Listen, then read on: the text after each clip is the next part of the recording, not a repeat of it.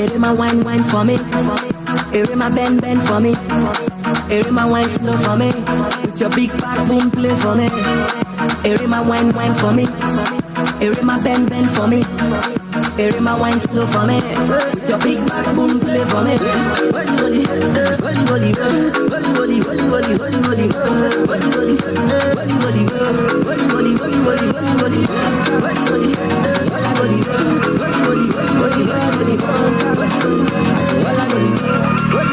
baby girl, give me one chance. I say all I need is one dance.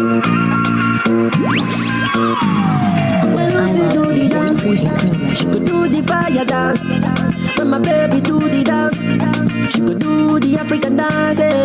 Oh, oh, oh, yeah, yeah. Knocking on your door. Whoa, whoa, oh, oh, oh. Margarita love it. Oh, oh, oh, yeah. I've been knocking on your door. Whoa, whoa, oh, oh, oh. Ready to do many things for the sake of love. Oh, yeah, yeah. Oh, oh, oh, oh, oh, oh, oh, oh, oh.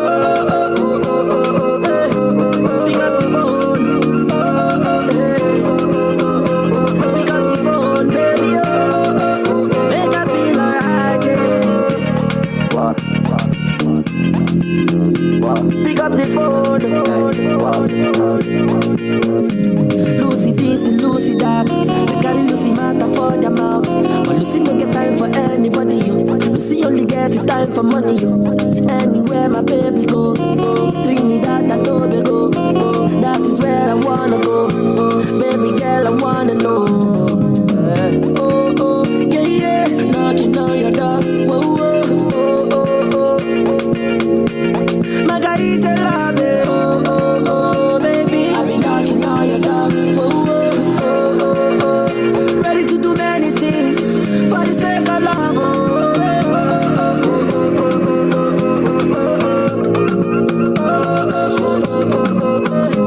we got the phone, baby.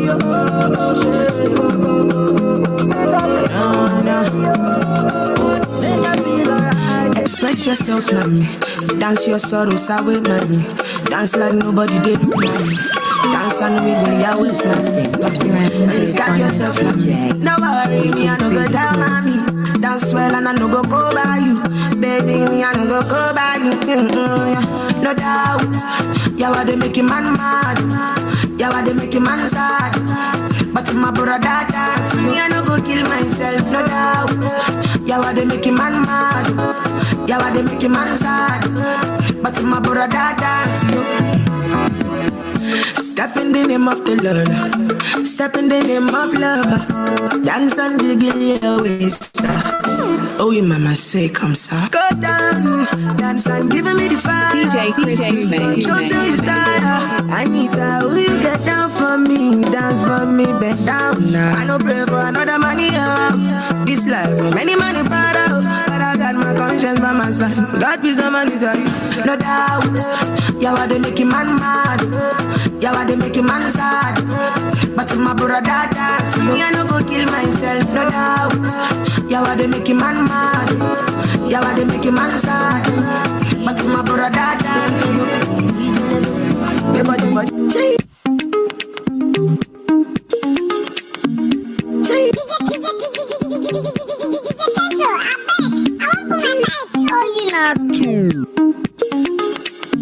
Subscribe official DJ Chris Gume for more music.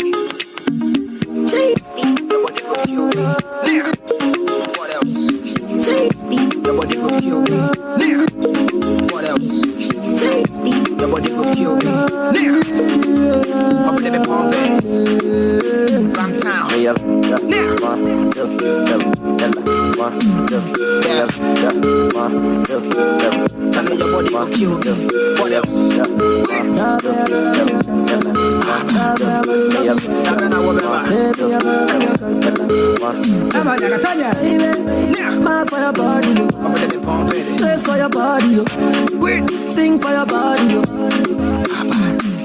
baby. Mad for your body, dress for your body, anything for your body.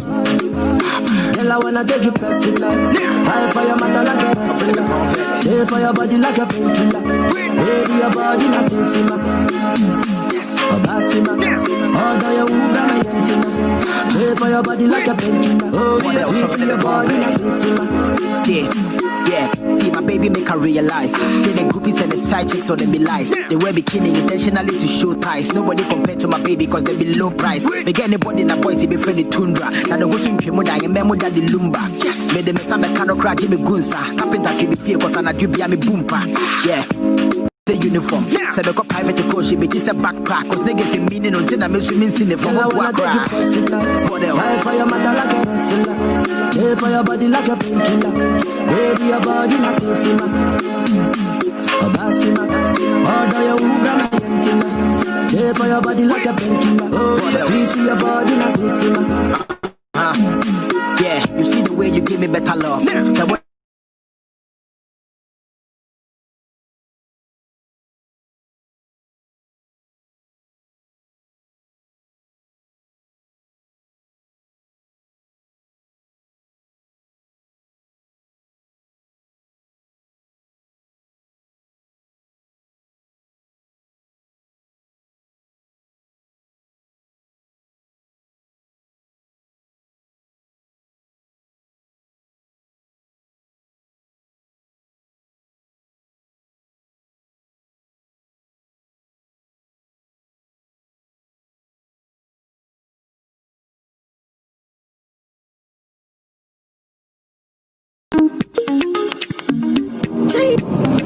It's DJ Freezer. Please stay tuned.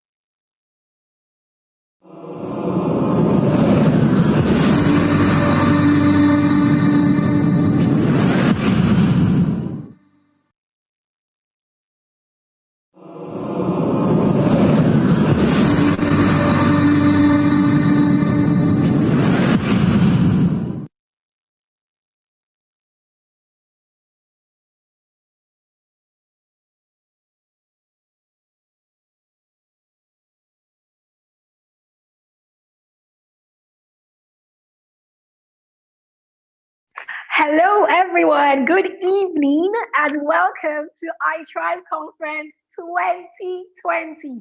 Oh my God, I'm so excited. I'm super pumped. My mind, my entire body, I'm literally having chills right now because the day is finally here. We had waited, anticipated, and we're here right now. And it's going to be bigger than what we've even been expected. So please sit back, relax, and let's have an exciting time learning because our minds are about to get blown. So it took a lot of input, a lot of hard work, and there's a mind behind all of this. There's somebody that this is somebody's vision, and he came and it became iTHRIVE Conference. Please help me make welcome the mind behind iTHRIVE Conference.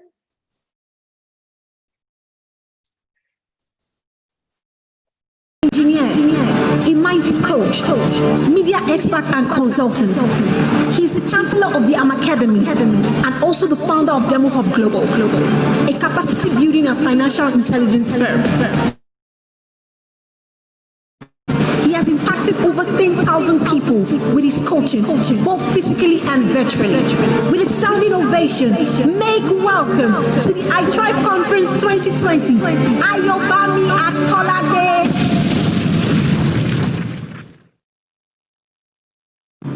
He's a kingdom influencer. All right. Hello, guys. Good day. All right, that's the feedback over there. If you can hear me loud and clear, drop a yes. I can hear you. If you can hear me loud and clear, drop a yes. I can hear you in the comment section. All right. If you're watching me right now on YouTube and you can hear me loud and clear, drop a yes. I can hear you. Thank you very much, Jennifer. I can see you. We're having guests all the way from South Africa, Abuja, Nigeria. We're having FCT. We're having Dr. Palesa from South Africa, Gladys from FCT. We're having let me see, Akiwande from Ogun State. Wow, awesome. Thank you very much. Great to have you guys joining us from far and wide. And it's an awesome one to know that you are ready to learn. All right. Now we're having a lot of things happen, a lot of youth, a lot of people that are not really willing to learn, but I can see that like a whole lot of you are just like, okay, I want to become better. I want to get better. I want to be the best version of myself. And that is a big one that I say, thank you. All right. Now, the first thing I want to say is thank you very much for joining in. And she introduced me saying that, okay, this is the man with the passion. This is the man with the vision. This is the man that wants to make things happen. Understand this. They say that where there's a vision and there's no people, the vision is not going anywhere, right? And when there is the people, but they don't have vision, they are going to what? Perish. So first of all, I want to say thank you very much to all the volunteers, to the team members, to the from the content creators, to every single person that say, okay, Mr. Ayo, we are collaborating with you, we are partnering with you, we are coming in as a volunteer, we are giving our best to you. I want to say thank you very much because you are making this very, very easy for me. Now, let me share my story a little bit for you to understand where I'm coming from. Not even some, like about 7 or 8 years ago, I don't only say this whenever I coach. I say, when you know better, you do better, right? When you know better, you do better. And for me, it wasn't as easy as it could have been, all right? But one thing that happened is I had this friend of mine. And I thought I could help him. But we got into university at the same time. He was studying 4 years course. I was studying 5-year course. And he had a spillover. All right, spillover in Nigeria is like you had to come back to take 1 extra year because you couldn't pass all the accredited courses units. And he just had to come back for it.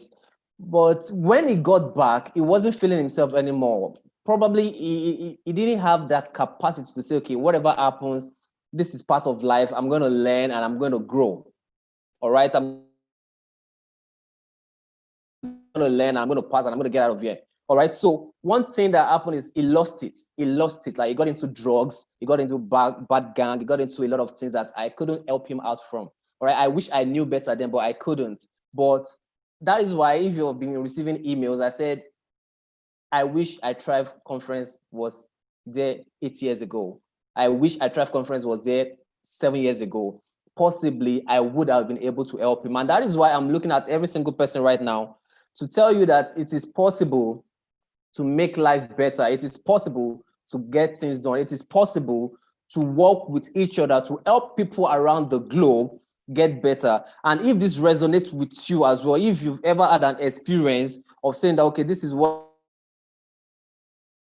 happened in my life and I wish I could have helped somebody better, just drop a yes in the comment section. Let me know that we are flowing together. Like if you had friends that you wish you could have helped like some years ago or maybe currently, and you need the right skill set even to help yourself, just drop a yes in the comment section. Then we'll take it off from there. All right, so that is very important. So that's just by purpose right now, having to know that there are people out there that need to build their mind. Now, they may not have access to this internet as we do, but if you can learn it, you can teach them. right? If you can learn it, you can teach them. If you can build the mind, you can teach right. If you can build the capacity, you can go to your street. I can't tour around 36 states of Nigeria. I can't tour around the whole countries in Africa. I cannot go around the world in a month, but you can do that for me. You can do that with me. You can do that for the world. All right. And if you buy into this idea, if you are willing, drop I am willing in the comment section. For those watching on YouTube, just drop I am willing in the comment section. If you are willing to go this journey with me, this movement of helping each person you meet build the right mindset, drop I am willing in the comment section. Then we'll take it off from there. So right about now, that is my why. That is the reason why iTHRIVE Conference 2020 is alive. All right. But beyond anything, I want to say thank you very much to all the team. Thank you very much to all the speakers that are online right now with us. Thank you. Like literally somebody we have to stay awake from now till 4 a.m. to speak to us. And thank you very much, Kara. I appreciate you. Thank you so much. So right about now, I'm going to allow, now that is it from me. So I'm going to allow the moderator to do her thing and we take it up from there. So thank you very much and God bless you. Wow, Mr. Ayo. I'm already, I don't know, but then when he said, if you know better, you can do better, that just, a lot of people came to my mind at the same time. Like, there's so much I could have done for so many other people. And that is why we're here. Oh, thank you, Mr. Ayo. I'm getting a lot of value already, and we're just getting started. And I know you're with me on this, and we're very insightful, smooth ride. Now, I told you that there's so much in store for us today. So sit back, relax. You're going to have so much fun whilst getting so much value. So next up, to kick us off, I'm going to bring up our first speaker. So please, if you're with me, this I don't even want to say so much about him. Let me not give expose.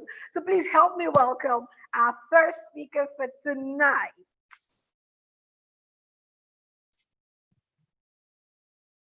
Personal transformation expert, an author, and an on-air personality. He's the convener of a transformational platform, You and Your Domain Conference. He has helped over 1,000 people in discovering and engaging their unique potentials for maximum influence and profitability. With a sounding ovation, make welcome to iTHRIVE Conference 2020, Moses Abayowa. Woo, woo, woo, woo, woo, woo, woo. Oh my God. Welcome, Mr. Moses. Wow, thank you so much. I was wondering, is that me? So, Mr. Moses, I know you have so much for us today, but before you take, because I know if we leave you, you can just take us for today. But please, I'm going to just 40 minutes. Give us impact. Give us all. We're here for you. Please, Mr. Moses, take it away. Thank you. Absolutely. All right, people. If you are with me, can you type something in the comment box? Let me see a fire emoji or something. Type something. Let me know you're there. Let me know you're in the comment box right now. Let me know if you're in the comment box right now. Can somebody drop a chat? Can somebody drop a fire or something? I want to know if you're with me. All right, can you see me loud and clear? Can you see me? All right, fantastic. If you can see me and you can hear me loud and clear, let's go. If you're watching on YouTube, thank you for joining in tonight. If you're joining on Zoom, fantastic. Nice to see you, nice to have you here.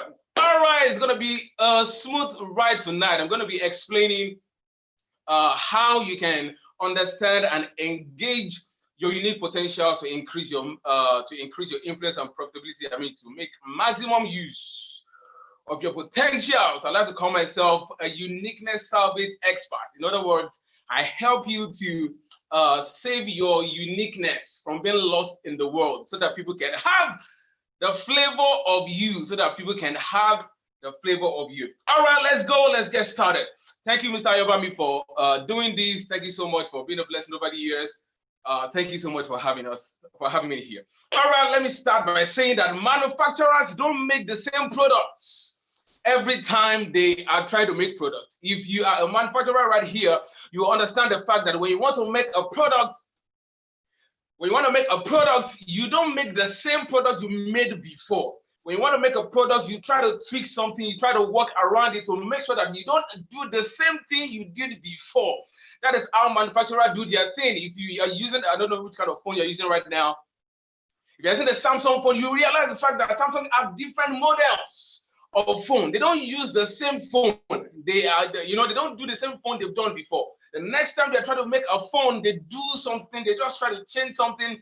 Either they change the memory size or they change the they're trying to change the camera, 60 MP, they can move it to 20 MP. They just try to make sure they tweak something around it because they want each of their product to be unique.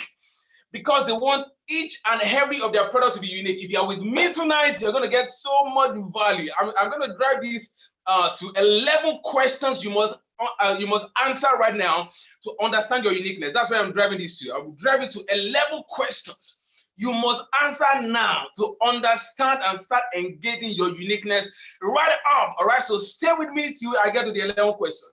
All right, so I've said manufacturers don't make the same product every time. They try to change something, they try to tweak something just to make sure that each of their products is unique. Now, if human beings are smart enough, they are wise enough to create their product in such a way that each product comes out in a unique way, how much more the manufacturer of all human beings? I'm talking about the grand overall designer.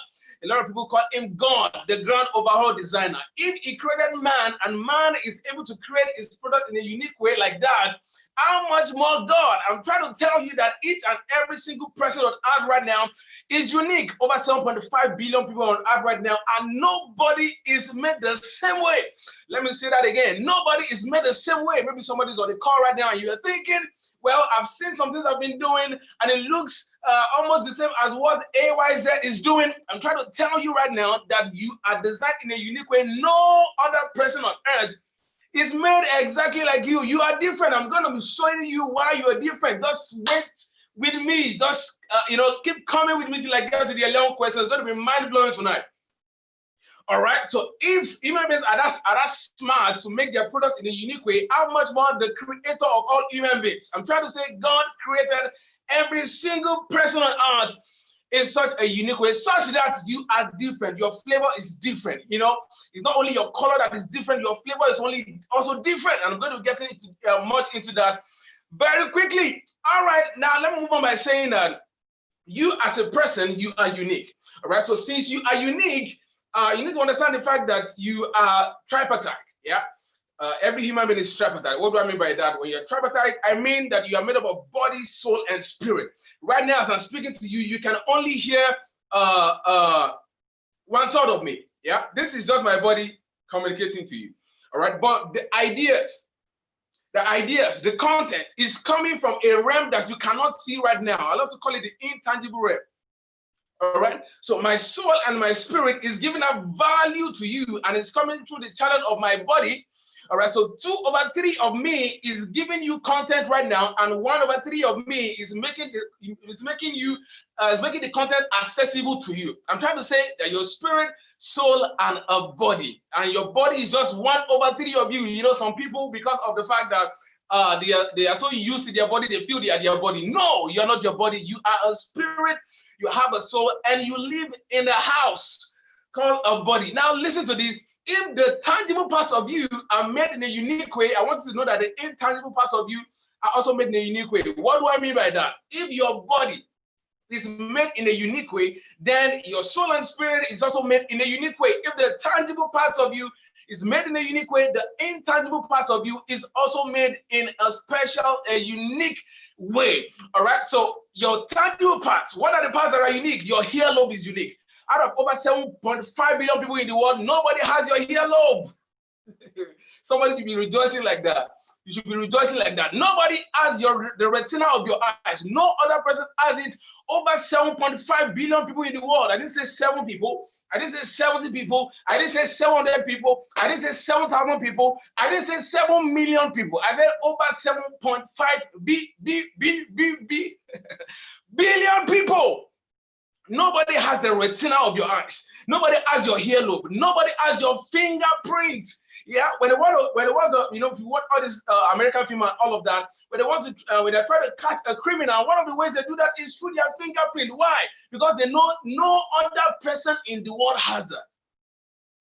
Yeah, no other person in the world has that. All right, so your tangible part is made in a unique way. If your tangible parts are made in a unique way, your intangible parts, your ideas, listen to me, your ideas, your concepts, your perspective. There is a way you see things that no other person, over 7.5 billion people on earth, no other person see that way. No other person think that way. No other person has ideas in that direction. No other person has concepts that way. Some people feel they are just like every other person. No. Yeah, no. If I were you right now, I would beat my chest 3 times and say, no other person has my ideas, my calling, my purpose, my mission, and no other person has it on earth. No other person. All right, now let me move on by saying that there is a misconception about uniqueness. Yeah, and then this misconception about uniqueness was created or was initiated by a word called competition. In other words, there is a word called competition. You must have had competition before. There is a word called competition, and this word competition is what has made a lot of people have misconception about uniqueness. They've had a lot of misconception about their uniqueness. That is why right now, I want you to replace the word competition with the word life race. Yeah, with the word life race, instead of competition. Change that word in the dictionary of your mind right now to life race. Life race. Instead of saying competition, say life race. Instead of saying competition, say life race. If you're on the comment box, somebody can you type life race, life race, life race, life race. I'm not competing anymore because I'm on a life race. Oh my God, listen to me. I'm about to open up something to you you probably have never seen before. I'm not on a competition level. I'm on the life race level. Those who are on the competition level, they are on a low level. And I'm going to show you why. If you're competing with every other person on earth right now, or what you're doing, you are operating on a low level. Those that are operating on a higher level, they operate on the level of life race. What's the difference? Let me tell you quickly. Difference between the word competition and life race. When you're thinking of competition, you're thinking of one winner. Yeah. When they say people are competing for something, you're only looking for one winner. Just one winner comes out of a competition. If you're playing football, UEFA Championship, only one winner. If you're playing football, UEFA Championship, only one winner comes up. Only one person comes up as a winner. Why? They are in a competition. All right. So because of the only one winner thing, everybody is trying to pull another person down because I want to be the number one. I want to be the number one. I want to be the number one. Everybody is struggling and all of that. Yeah. Try to bring each other down. Why? They want to be the winner. Why? Because of the word competition. But check out life race. Life race is totally different from competition. Somebody that is working on a life race, from the word race, you discover the fact that everybody is on a different lane. And if you cross my lane, you will be disqualified in life. Everybody is on a different lane. Everybody is on a different lane. When you're talking about life race, you're talking about the fact that every single person is on a different lane. And if you're on a different lane, then I can't run your race. You can't run my race. I can't run your race. You can't run my race. Yeah. And apart from that, we all have different finishing lines. When I'm talking about life race, I'm talking about the fact that all of us are on different lanes. Apart from the fact that we are on different lanes, you can't run my race. I can't run your race. When people are disqualified, one of the reasons why people are disqualified in a race, when people are running a race, is if you cross your lane to another person's lane, you are disqualified. Why? In a race, you are not meant to leave your space. You are not meant to leave your space to go and cross into another person's lane, into another person's domain, into another person's territory. No, a king is only a king in his territory. When a king goes to another territory, he does not, command as if he's the king there. No, why? When you are on your lane, you command on your lane, you get results on your lane. Your finishing line is on your lane. All of us don't have the same finishing line. We have different finishing lines. Why? We are on different lanes. We are not on the same lane. We are on different lanes. You're on the comment box right now. I want you to type, I am on a different lane. No other person can, you cannot win your race in my lane. No, you can't win your race in my lane. You win your race in your own lane. So all of us have different finishing lines. There are different winners then. If all of us have different finishing lines, then there is not one winner in life race. All of us, every single person, we are all winners. Why? We are on different lanes. We have different finishing line. If my own finishing line is 500 meters, yours can be 600 meters, another person's own can be 1,000 meters. When I get to my lane, I become the winner. When I get to my lane, I become the winner. Why? We are on different lanes. All right. So if you're on different lanes, then I can help somebody along the way. Why? I'm not competing with everybody. Since you cannot get my prize anyway, so why do I need to compete with you? Since you cannot run my race, since you cannot run my race on my lane, you only run your own race on your own lane, then there is no need for me to compete with you. Then I can help you if I need to help you along the way, because there is not one winner. All of us are winner. All right. So while people that are in competition, operating on competition level, are trying to be the best, people that are operating on life race level are trying to be their best. Instead of people that are competing, what they try to do is they want to be the best out of everybody. People that are on life race, they want to be their own best. I want to become my best. Yeah, I'm not trying to become the best of somebody else. I'm becoming my own best, not the best of somebody else. I'm becoming my own best. Yeah, instead of trying to be the best, I want to be my best. I don't know if you get what I'm saying. All right, so people who are competing they are operating on a low level because they don't want to be the best. Yeah, I want to be the best. I want to be the best. Instead of being your best, yeah, because your best is different from every other person's best. You are the only one that can become yourself. No other person can reach your finishing line. I don't know if you get what I'm saying. No other person can reach your finishing line. It seems to me that trees are even smarter than a lot of human beings. It seems to me that trees are even smarter than a lot of human beings. You know why? Trees don't compete. Yeah, in a session with Mr. Ayobami, I think last week, I was talking about the fact that two trees can be on the same ground, sucking the same content, but they don't compete because they know you can't produce my fruit, I can't produce your fruit anyway, so why do I need to compete with you? You can't produce my fruit. I can't produce your fruit, so why do I need to compete with you? The fruits we're going to produce is different, our seeds are different, our structure is different, our time of maturation is different. So why do we need to compete? Instead of that, I become my best. When two trees can be on the same ground, and what they are doing is sucking the same content, and when you know what they do is they mix that content they are receiving, they mix it with their uniqueness, and then they produce totally different fruits. All right. So let's move on this evening by saying that competition is a sickness. That's why I like to call it. Competition is a sickness and a deformity in the human race. It's a sickness and a deformity in the human race. Yeah, because we are not created to conform. Guess what? We are created to stand out. We are not created to conform. We are created to stand out and become our best in our space of influence. And guess what? The pandemic even made the whole thing worse. The pandemic made it worse. How? People that, let's say about 100 people are into fashion design in a particular state. Now, because people, survival instinct has gone to another level right now.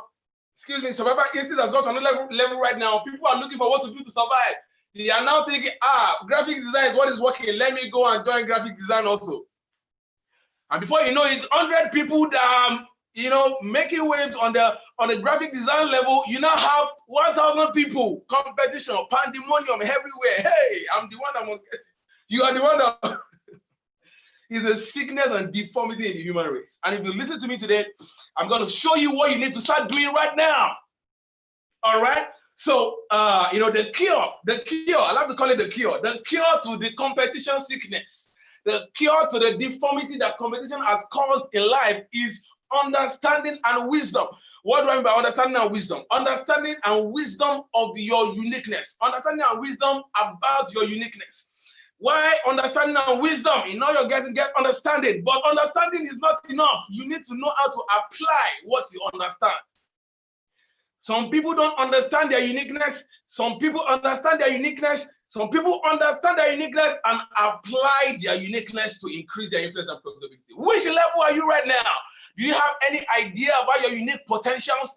Yeah. If you understand your unique potentials, are you applying it? Are you engaging it to be more productive and to increase your influence? Yeah. All right. So let me move on by saying that the cure to the competition sickness, the cure to the deformity in the human race that competition has caused, the cure to it is understanding and application of your uniqueness, understanding your unique potentials and applying them. All right. I already said, as you engage your unique potentials, what begins to happen is that more ingredients are added to you. As you begin to engage your unique potentials, more is given to you. It's like the parable of the talent. As you're able to work well with the ones you're doing right now, more is unveiled to you. I like to always tell people that 5 years ago, 6 years ago, 7, 10 years ago, I never thought about being an on-air personality. But as I was working on the ones I know how to do excellently, more ingredients were activated within me. More ingredients were activated within me, and as those ingredients were activated within me, I began to operate on higher and higher levels. All right. So the way your unique potentials work is that as you begin to work on the ones you already know, more is open to you. More of the tools of your uniqueness are given to you. Just like I love to explain. When you're trying to cook a food, you don't have all the ingredients at once. You have the ingredients gradually. Excuse me. You have the ingredients gradually. You don't add the ingredients at once.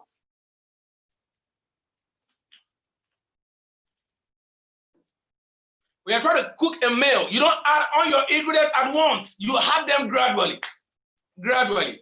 Yeah. So you go and get a pot. You want to cook food, you go and get a pot, you get water, and then you start adding the ingredients gradually. Gradually. There are some ingredients they will tell you, oh, it is when it is 5 minutes to the ending. That's when you should add this one. In other words, ingredients, the uniqueness, what makes the food unique is being added gradually. You need to cook the food is getting bored gradually. They begin to add the ingredients gradually. All right. So I love to always tell people that the best time a man reaches the fullness of his potential, the best time a man was meant to be beautiful in his lifetime is when the man wants to die. Why? Because it makes everything beautiful in the duration given to that thing to live. Yeah, it makes everything beautiful in its time. That word time there is duration. It makes everything beautiful in the duration. All right, so they will begin to add your ingredients gradually. God begins to unveil your ingredients of your uniqueness. He begins to open them up, activate them gradually. Gradually, when you are 10, when you are 20, when you are 30, 40, 50 years, 60 years, 70 years. Yeah, by the time a man wants to die, that will be the best time. That should be the best time that the person is most beautiful in his lifetime. Yeah. Guess what? When you want to eat a food, what do you say? When do you eat food? You eat food. You eat food when it is done. Why? Because when it is done, that is when it is ready for maximum beauty. It is most beautiful when it is done. So people wait till you are done to consume the food. People wait till the food is done to consume the food because it is when the food is done that it becomes most beautiful, that it becomes most delicious. All right. So I'm saying when you are done with your life assignment on that to be your most beautiful point. If you're with me, say, I am here. I am here. I am here. If you're with me, say, I am here. I am here. I am here. All right. So the question now is, how can I understand my unique potentials? How can I understand my unique potentials? My time is running out. Awesome. Awesome. How can I understand my unique potentials? 11 questions you need to answer. Let me see where I get to before I'm done tonight. All right. So 11 questions you need to answer right now to understand your unique potentials. A lot of people feel they understand their unique potentials, but they have no clue about what their unique potentials are. All right, and let me say this. Your potentials, your unique potentials, some are intrinsic and some are extrinsic. When we're talking about your ideas, your talents, your abilities, your body, those are intrinsic potentials. When you're talking about extrinsic potentials, we're talking about other people. A lot of people don't know that other people are potentials. Other people are potentials.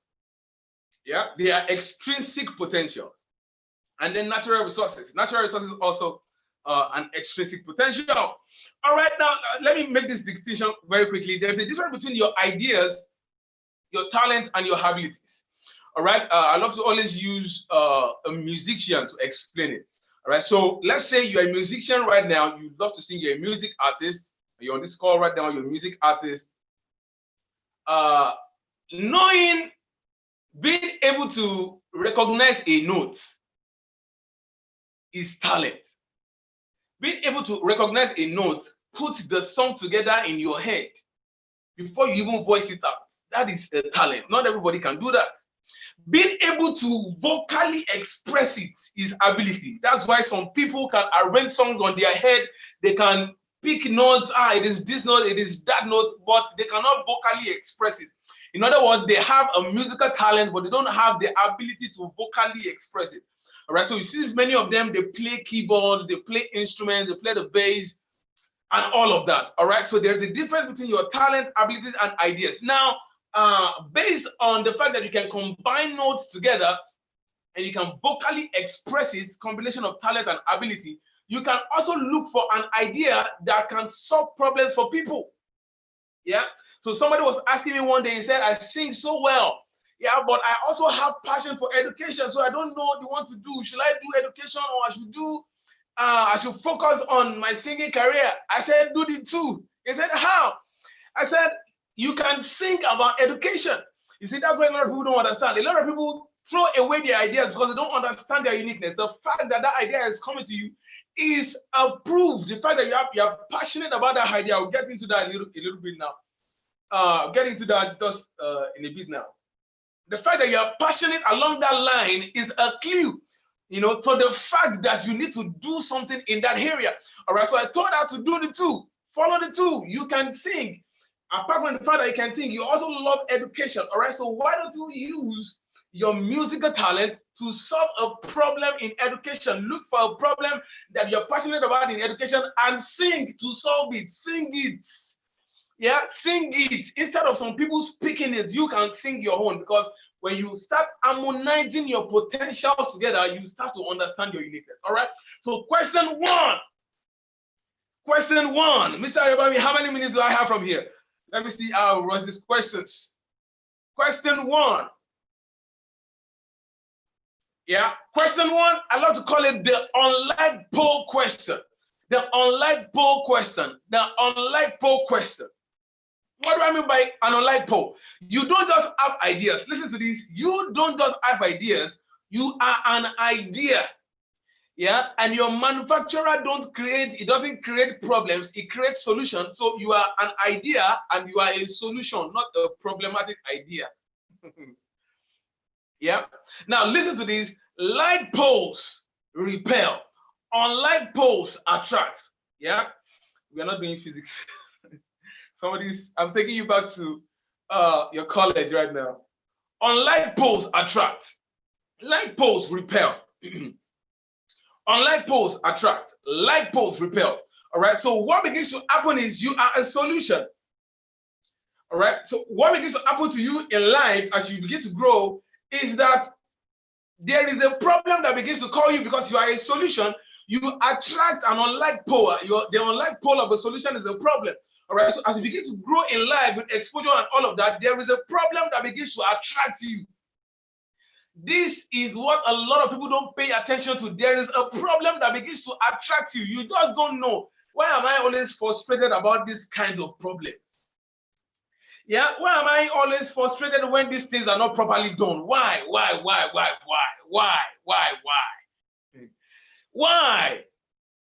That's the first question, unlike poll question. All right, so in an unlike poll question, you are trying to ask yourself, which problem is attracting me the most? Is there any problem that is going on in the world right now that somehow it is attracting me?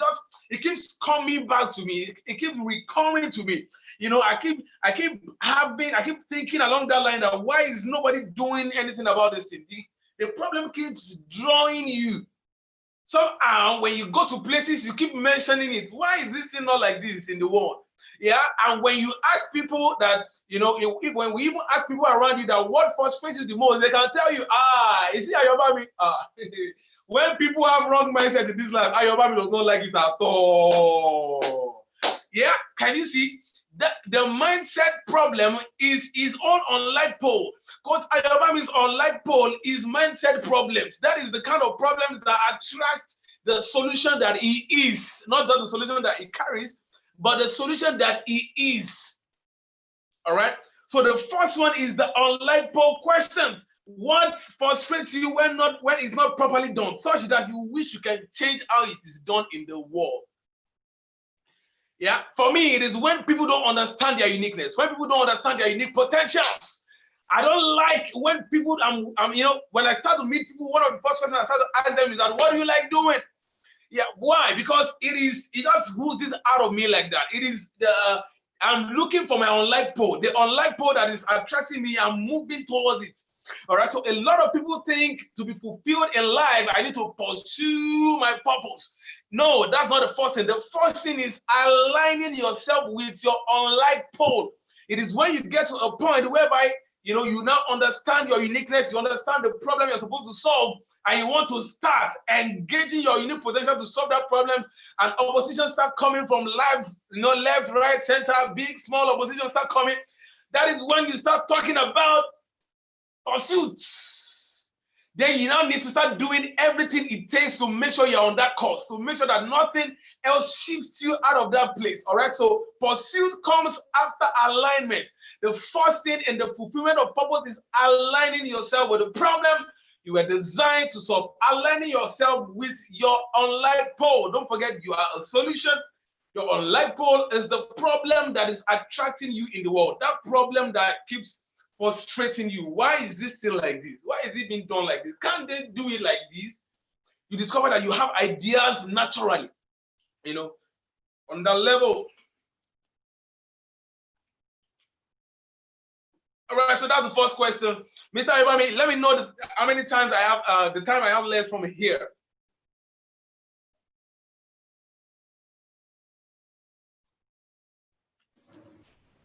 Mr. Ibami, let me know the time I have from here. You have 6 minutes. What? Yeah, you have 6 more minutes. 6 more minutes, fantastic. All right, so let's move on with this. All right, so the second question is, I love to call it the mirror question. The mirror question. What's the mirror question? The mirror question is, who is doing something right now that you see yourself doing in the future? Is there somebody that is doing something right now that you see yourself doing the same thing in the future? What are they doing? Write their names down. What are they doing?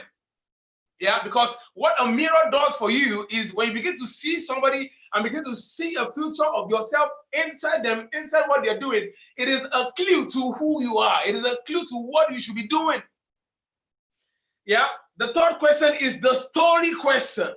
The story question. What is the story question? The story question is, they always say the glory is in the story.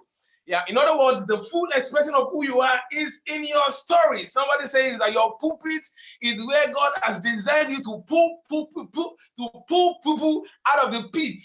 Your pulpit is the place where God has designed you to pull people out of the pit. Why? Because you yourself have been in that pit before. So your empathy is able to come alive. One of the best emotions you need to fulfill purpose in life is called empathy.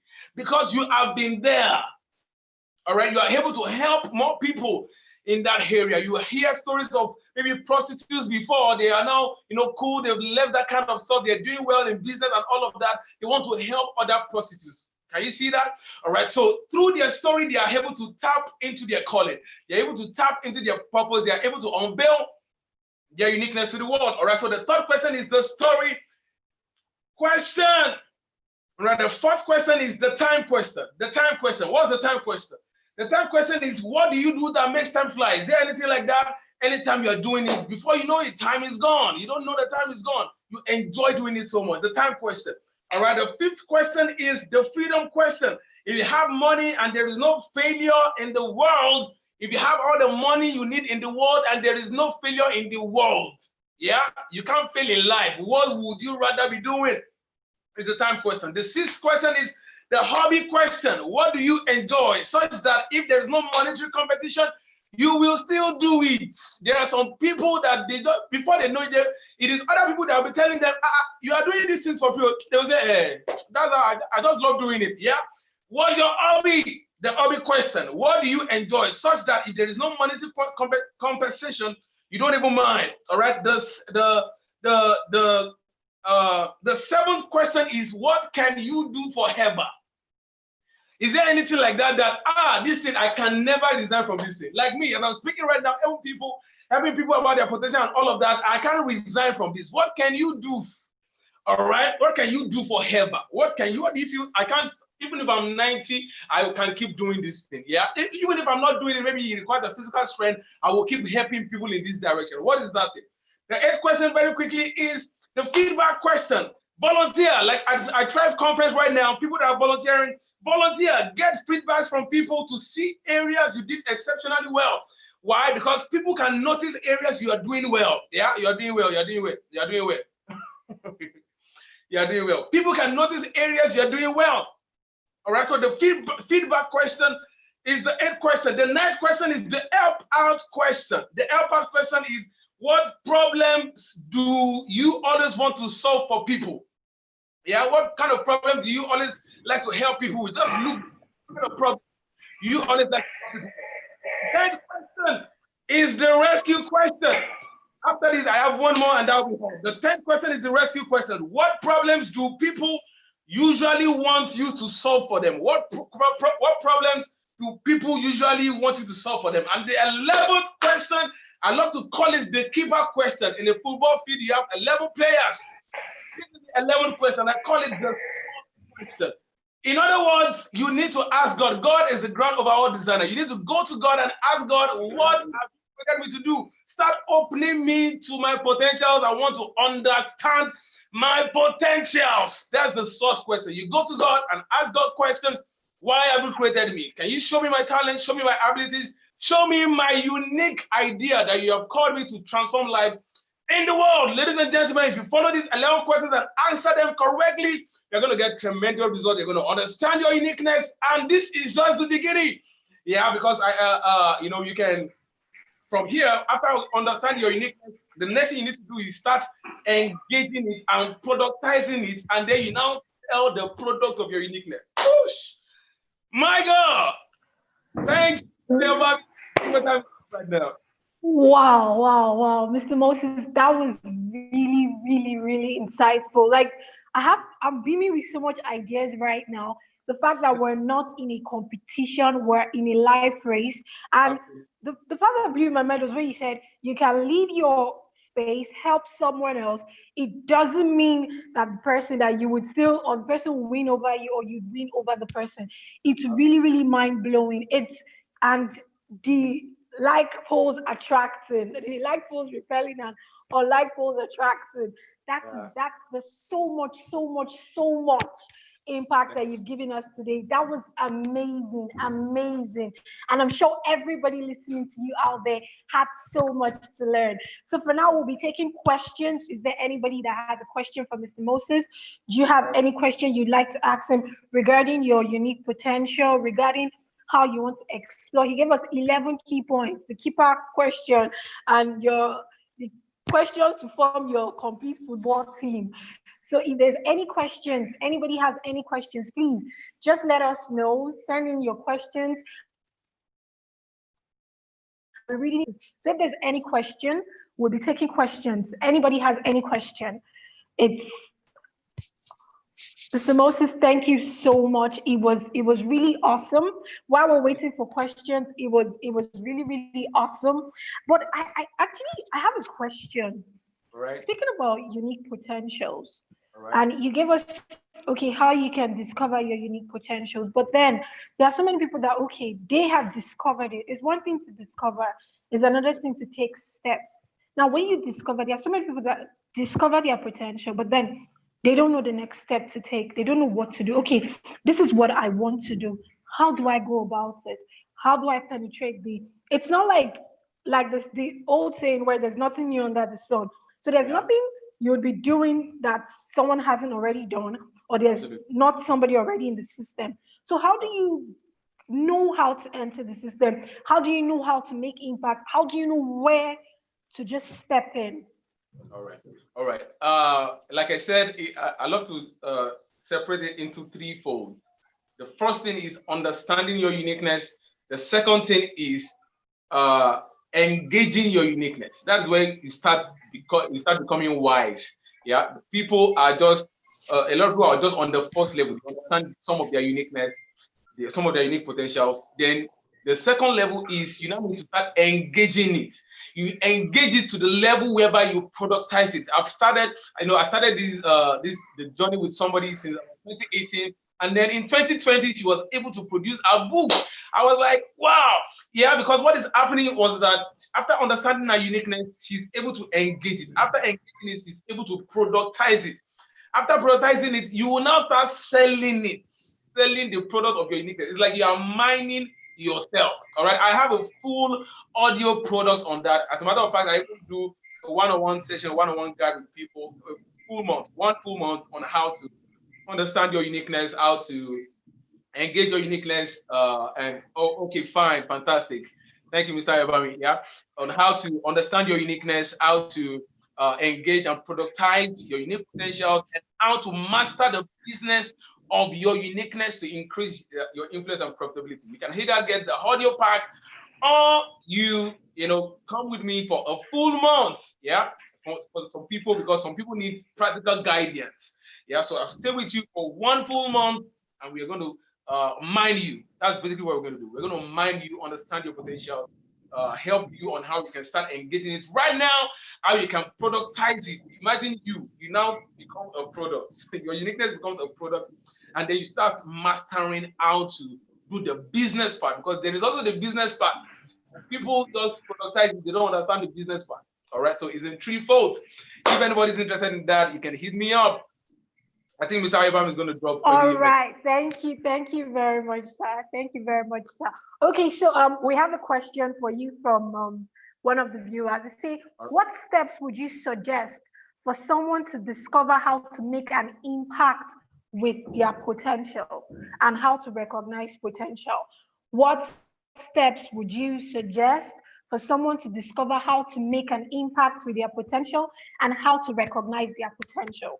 So that's a question from one of the viewers. So you could just help us out with that. Okay. I think I just answered that. I think I just answered that right now. It is just 3 steps. 3 steps. The first step is you have to understand your uniqueness. How do you understand your uniqueness? You have to go through those questions. Okay. The thing about why guidance is important is when I ask people these questions, I get feedback from from these 11 questions. They give me feedback from these 11 questions, and then I'm now able to sit down with them to now crack out their unique idea, crack out their talent, crack out their ability, because these are 3 different things that you need to bring together to start engaging your unique potential to the level whereby you can now productize it, and then to the level whereby you can now start selling the product of your potentials. Oh, all right. Thank you very much, sir. So I think we're clear on that. So you have to understand it, then you need guidance. You have to get guidance, someone to put you through, because you might know, but then you just need a way to go. So someone that will put you through it in order for you to productize it. Thank you so much, Mr. Moses. One last question before you go. Someone is asking, what if someone's potential is just to serve others? He enjoys doing it. That's his hobby, and it's just all he does, service. How does such person impute all the methods of uniqueness? Okay, sell others, right? No, he said like serve others, to serve. S-E-L-F. Like just working, S-E-R-V, just working for somebody else. Oh. Service, yeah. Okay, fantastic, fantastic. All right. If you are, yeah, that's how some people are anyway. Some people have just one talent, and the only thing they are called to do is just to serve for other people. Yeah, but there are so many other people that are called to serve other people in other areas, because you can be called to serve somebody maybe in the educational sector, or you're called to serve somebody in the agricultural sector. You might be called to serve somebody in a particular sector. There are some other people that are called to serve some other people in other sectors. All right. So what you can do is you can have a guideline, a principle, decode the principles, sit down, think of principles, how to serve. Yeah. Ideas, if you are really called in that area, one of the things that begin to happen to you is that you start receiving ideas on how to serve. You start receiving innovations on how to sell, and then you can productize that. You can turn that into a product and sell it, and then organize a meeting and target how to serve others. And you'll be surprised there are so many other people that are thinking in that line, yeah, that will join your fold and then help you to increase your influence and all of that. Oh, wow. Thank you, Mr. I'm sure that answers the question. Thank you so much, Mr. Moses. If you have more questions, if you want to reach out to Mr. Moses, sir, could you just please give us your Instagram handle, social media handle, so people can follow you and just reach out to you? Instagram handle is at Moses Abayowa. Moses Abayowa, MOSES Abayowa, ABAYOWA, on Instagram, on Facebook. Yeah. That's my social media. All right. So follow Mr. Moses at Moses Abayowa on all social media platforms. Follow him, ask him your question, send him a message, and I'm sure he'll be there for you. Thank you so much, Mr. Moses. Thank you for your time. Thank you for that awesome and impactful session.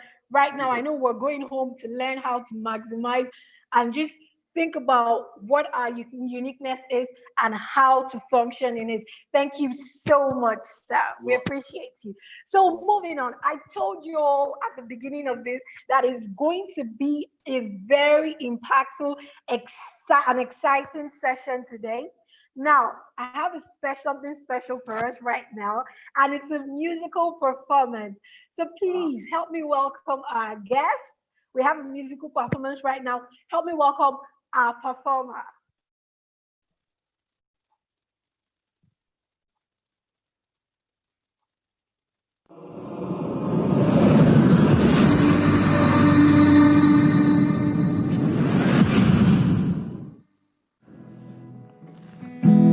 How do you see the future? How do you hear the whispering sound?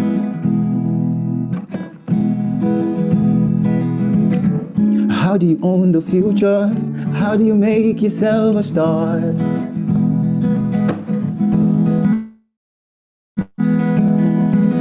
If there's one thing that will matter in the wheels of time, is all the mark you make upon the sands of time. And when history will be read and stories will be told, we all be worth the while. So build your mind. Let us shape the thoughts we have. Let us make our minds the greatest part of all. So build your wall. Let us declare our hearts a brooding place. Shape the way we think as we strive for the better part of ours. As we strive for the better part of ours. Build your minds. Let us shape the thoughts we have. Let us sing the better part of our world. So build your wall. Let us declare our hearts a brooding place. Shape the way we think as we strive for the better part of us. As we strive for the better part of us. Stand your ground, don't let life fool you. Keep your head above the water still. Oh, yeah. If you used to hear the whisper, there is more for those who still believe. Oh, yeah. If you hear the future calling, pick yourself up, strive to be the best. Yeah, yeah. Remember to hold your dreams up high. Don't give up, you will still win. Yeah. So build your mind. Let us shape the thoughts we have. Let us make our minds the greatest part of all. So build your wall. Let us declare our hearts a brooding place. Shape the way we think as we strive for the better part of us. Oh, as we strive for the better part of us.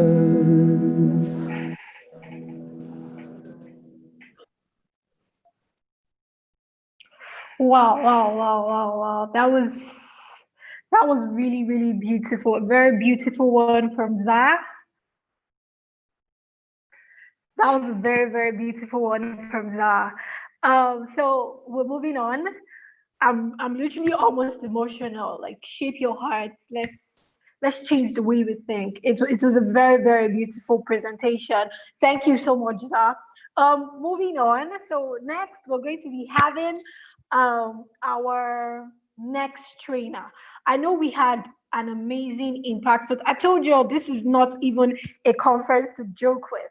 And the first training was impactful, speaking about our uniqueness and so much we can do. Right about now, help me welcome our next trainer.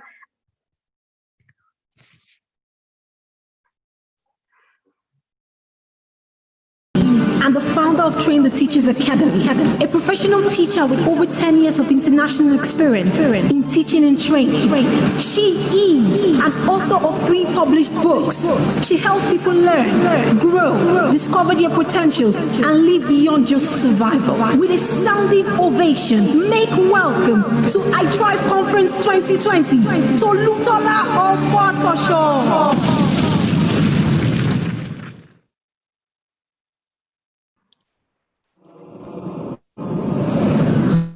Hello. Hi, you're welcome to iTHRIVE Conference 2020. Thank you so much. It's such a privilege to be here. It's a privilege to have you, ma'am. So you're very welcome. I know you have so much to teach us, but please just 40 minutes and let's have the best of you. Awesome. Thank you so much. Hi, everyone. Hello. Yes, my name is Tolutola Omotosho, and thank you for that awesome introduction.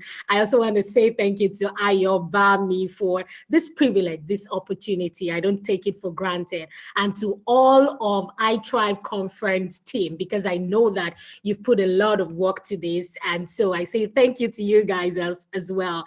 And to everyone here, please celebrate yourself. It's so good to be here. It's amazing to be here. All right, you've heard it. I am a teacher, so I like feedbacks, okay? So I wanted to give me feedbacks in form of chats, so I can see your comments, okay? So let's do it that way, right? Okay, all right, everyone. So it's a joy to be here, and I'm just going to drive straight into it. Today, I'm going to be talking about, by the way, the first speaker was boom, like amazing. Thank you so much for that. I felt it. Thank you so much, sir, for that amazing teaching about self-identity. And today, I'm going to be talking to you about strategies, for productive and innovative thinking. Strategies for productive and innovative thinking. Why am I qualified to teach you this? In my life, in my experience, I've experienced a lot of times where I've had to use the power of thinking. And some of the secrets that I'm going to teach you today to actually rise up from a failed business to actually, do things for myself, okay, in an environment where people had thought that nothing could be done. So I want you to stay tuned. Don't go away. It's not the time to do other things and just be listening. I'm going to be sharing my screen as well so that you know, if this is recorded, you can also still see, you know, because I know some people are visual, okay? So we're going to be doing the two together. I'm going to be sharing my screen sometimes with you, and then I'll still be speaking, okay? So don't go away. I'll be speaking on strategies for productive and innovative thinking today, okay? So are you ready? I want to see you. I want to know that you are ready. I want to know that you're ready, guys. Are you ready? Okay, so let's dive right into it. Let's dive right into it. Like I said, I would like to share my screen if you don't mind, okay? And please let me know that you can see my screen. Let me know that, okay, that you can see my screen and that everything is fine. I'm just gonna move this away, yeah? Okay, maybe here. All right, so yeah, guys. All right, so I'm gonna be talking about this, and so let's go right into it, okay? Now, listen, I'm gonna be sharing a lot of secrets here, so I want your mind to be alert. We're talking about the mind. So right now, let your mind be alert. And I'm going to start with asking you, what is productive and innovative thinking? I said here that innovative thinking is continuously doing something new or doing something old in a new way. By extension, it means that innovative thinking means looking around you, looking at what is new you can do, or looking around you and thinking, what new way can I do this thing that has been done before? Okay, now this is all we mean by productive and innovative thinking. It's not some abstract content somewhere. This is what we mean. Looking at a situation, looking around you, thinking, what does this mean? What can I do with this? How can this be beneficial for me? That is exactly what we mean. Becoming a creator in your mind, becoming an innovator. Now, listen to me. Nobody is better than you. Nobody is better than you. I want you to repeat that in the comment section. Nobody is better than me. Absolutely nobody. Everything is in the power of our minds. And the more capacity you have in your mind, the more you are able to do. So when you see someone and you're wondering, how are they able to even do this? Think about how they're developing their minds. Think about how they've thought beyond what you are thinking right now. It's all in the power of the mind. Now, let me talk about relevance. What do we mean when we say that look around you and do things differently? Now, there's this story about, you know, it's actually real life. It's not a story. Look at your refrigerator and think, how did it come to be? I read about how that in winter, in the olden days, in winter, there was a company that used to cut ice, you know. They would cut ice in winter and sell it to people so that all through, you know, during that time, people would have ice in their house. They can cool their drinks and all of that. Another company came some years later and decided to package the ice for people and send it to people. It got better. Now, 30 years later, we don't need to wait for winter, do we? We don't need to wait for anything. We have the refrigerator, that small, you know, box in your house that cools everything. It's in your house. Nobody needs to deliver ice to you anymore. That is the power of relevance. Now, if you are not an innovative and productive thinker, you will not be relevant. Let me say that again.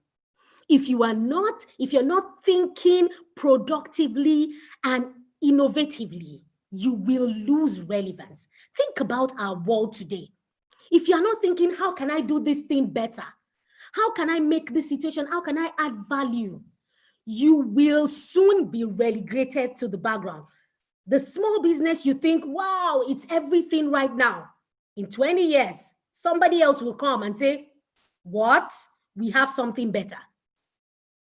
That is the power of relevance, okay? And so this is what we're talking about.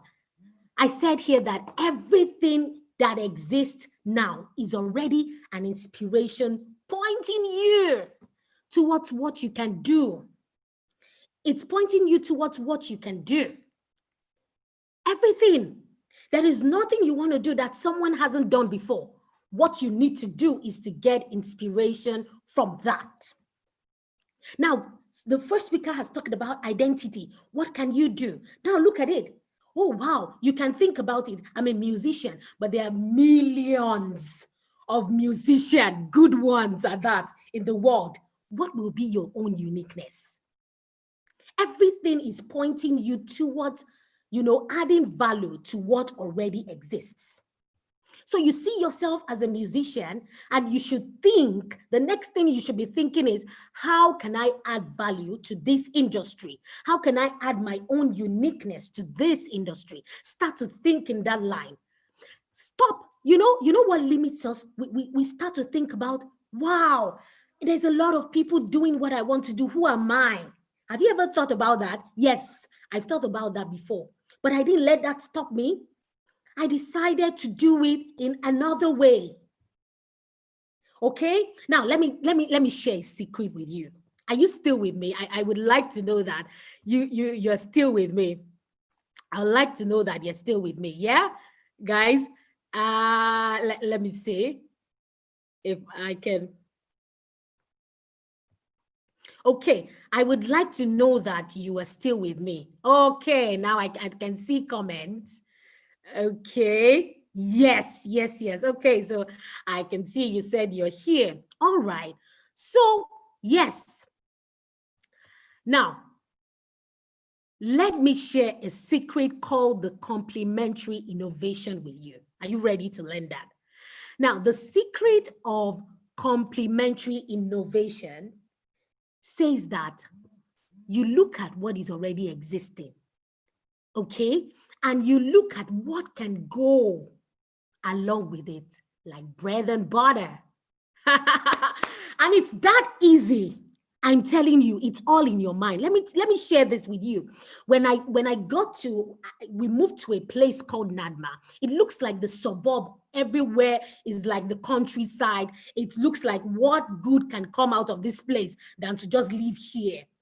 But we found out that there is a school just, a few meters from our house. We found out that there's a school there, and there are kids going there. And one time we saw a lot of kids going there, and we said, it means that this is a school. We speak English. People here need to learn English. This can go hand in hand.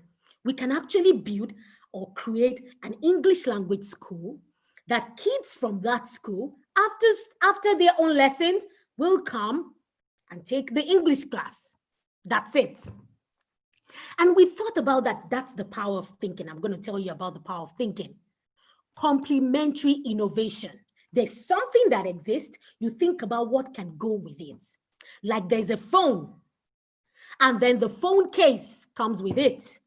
Somebody thought about the amazing, very silky phone cases we have now. It goes together. He doesn't make the phone, he makes the case. Think about it right now. As I'm talking right now, start to think. What can I see around me that I can actually complement? That if I add something else to it, it's a hit. Now, it's a difficult time, COVID-19 and all of that. Start to think, what can I complement? Complementary innovation. Don't forget that. Okay, so that's it. Complementary innovation. Now let's go on, guys. Are you with me? Are you guys with me? I need to know. Okay. All right. Okay.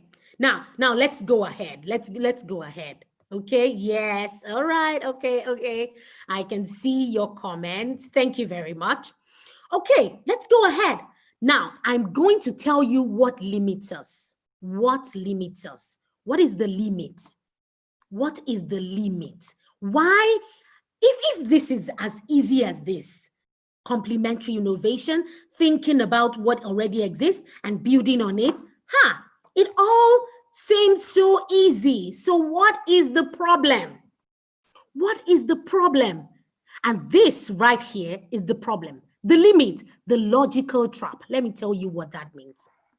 Now, a lot of people have not discovered their genius. You haven't, you listening to me, do you know your potential? Do you know the power of your brain? Do you know that scientists say that one brain cell in humans is much more powerful than a calculator? The power of your brain, the power of thinking. If you spend enough time thinking, utilizing your brain, we are all geniuses. And I say that a lot.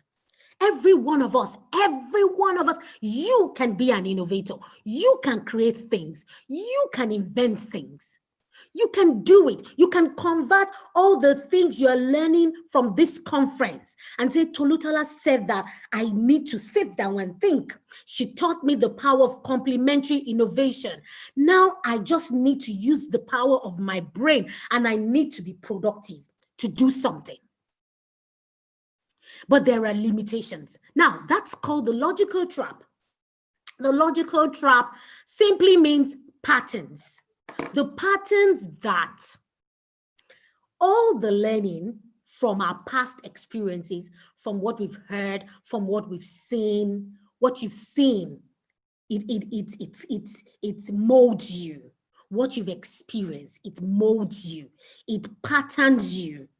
It sets you on a path. It influences your belief system, right? Now, think about this.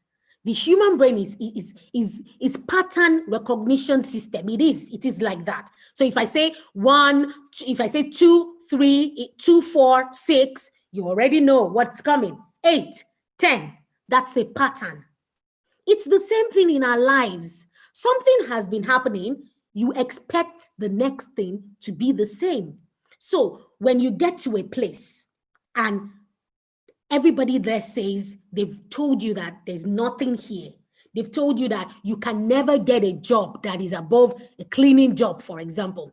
They tell you that there's nothing here. Then it patterns you. It limits you. It's already a seed. Okay?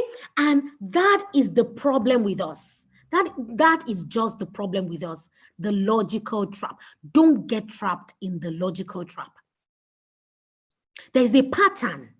The moment the mind identifies this pattern, we say, okay, that's it. That's how to do. That's how everybody does it. Nobody is thinking in this line. That's what they said. And then that's just it. You need to break the pattern. Okay? So now, guys, if you hear these words, what do you think about? Freedom. Write to me, guys. Freedom. When I say freedom, for example, okay, when I just come to you and I mention freedom, what is the first thing that comes to your mind? Write back to me. When I say software, what comes to you? When I say terrorist, what comes to you? Okay, so that is a pattern. That is a pattern. Okay, yes. Okay, so freedom, happiness, Bill Gates, Osama, yes. You think about all of these names. Nelson Mandela, for example, for freedom, yeah, or Bill Gates, if you want to mention names for software, terrorist, Osama bin Laden. And this is a pattern because you've heard it over and over. You've heard these names, you've seen them, you maybe have experienced them as well. Okay, so that is the pattern. That is the pattern that we have to deal with. Now, why am I telling you the limits? Why am I showing you what the problem is? Because when you know the problem, when you know what the problem is, you are able to break it. You are able to free yourself. Isn't that right? When you know what the problem is, you're able to say, that's a pattern. I'm not going to go with the logical trap. That's why you won't go along with assumptions that people are making about anything. At your workplace, when they say, oh, you see, that level, nobody gets past it. That's the level that people get. You can't be promoted past that stage.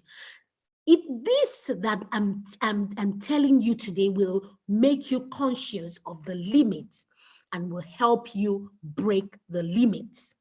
This is the limit, and we got to break it. For you to be an innovative and creative and productive person, for your mindset to be, to be a mindset of an innovative person, you need to break the logical trap. You need to break it, okay? So say back to me, I'm going to break this trap. I'm going to break out of the logical trap. So think beyond the logical trap. They say think outside the box. But I say think outside the box and then take that box, the whole box, and just throw it away. Okay? Think outside the box and then take the whole box and just toss it. Just toss it. Because if you stay with that box, it will carve you in again. Everything, the patterns, toss it, toss it. Someone say toss it. Yes, I'm tossing it. I'm going to break it, toss it. And that's it. That's it. When you get to that level, that's it. Now, let me go ahead. Let me go ahead because of time. Yeah, guys, let's move on. Let's move on. So this is it. This is it. Okay. How can I effectively break that logical trap? How? By using the power of thinking, of innovative thinking and awareness. You need to be aware of your environment. Don't base your thinking on assumptions. Don't base your thinking on patterns. Base your thinking on the creative power of your brain and awareness. No more box thinking. No more box thinking. And I want to actually point out at this point that the difference between worrying, worrying and thinking. Just a moment, guys. Okay. The difference between worrying and thinking, there is a difference. Do you know that? There is a big, huge difference between worrying and thinking. Now, what is the difference? What is the difference? Because what most of us call thinking is actually worrying. Now, COVID-19 struck and we're all, oh my God, what do we do? Yes, this, that, and then there's a situation in your family, and the first thing is, oh my God, what is this? What is this? And, I said here that, listen. Thinking is not worrying. Worrying is a total misuse of your imagination. You're thinking about something that might never happen or that might happen that is not productive. Thinking is, on the other hand, productive. Thinking leads to productivity. Worrying is just on the same spot. Thinking leads to solution. So the next time you have that problem in your office, the next time there's a problem around you, the next time, think about the solution instead of the problem.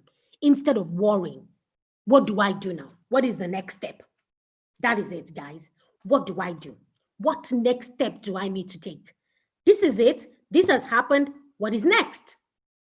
If you can start thinking this way, you will, your time, you wouldn't waste time anymore. You won't waste time worrying anymore.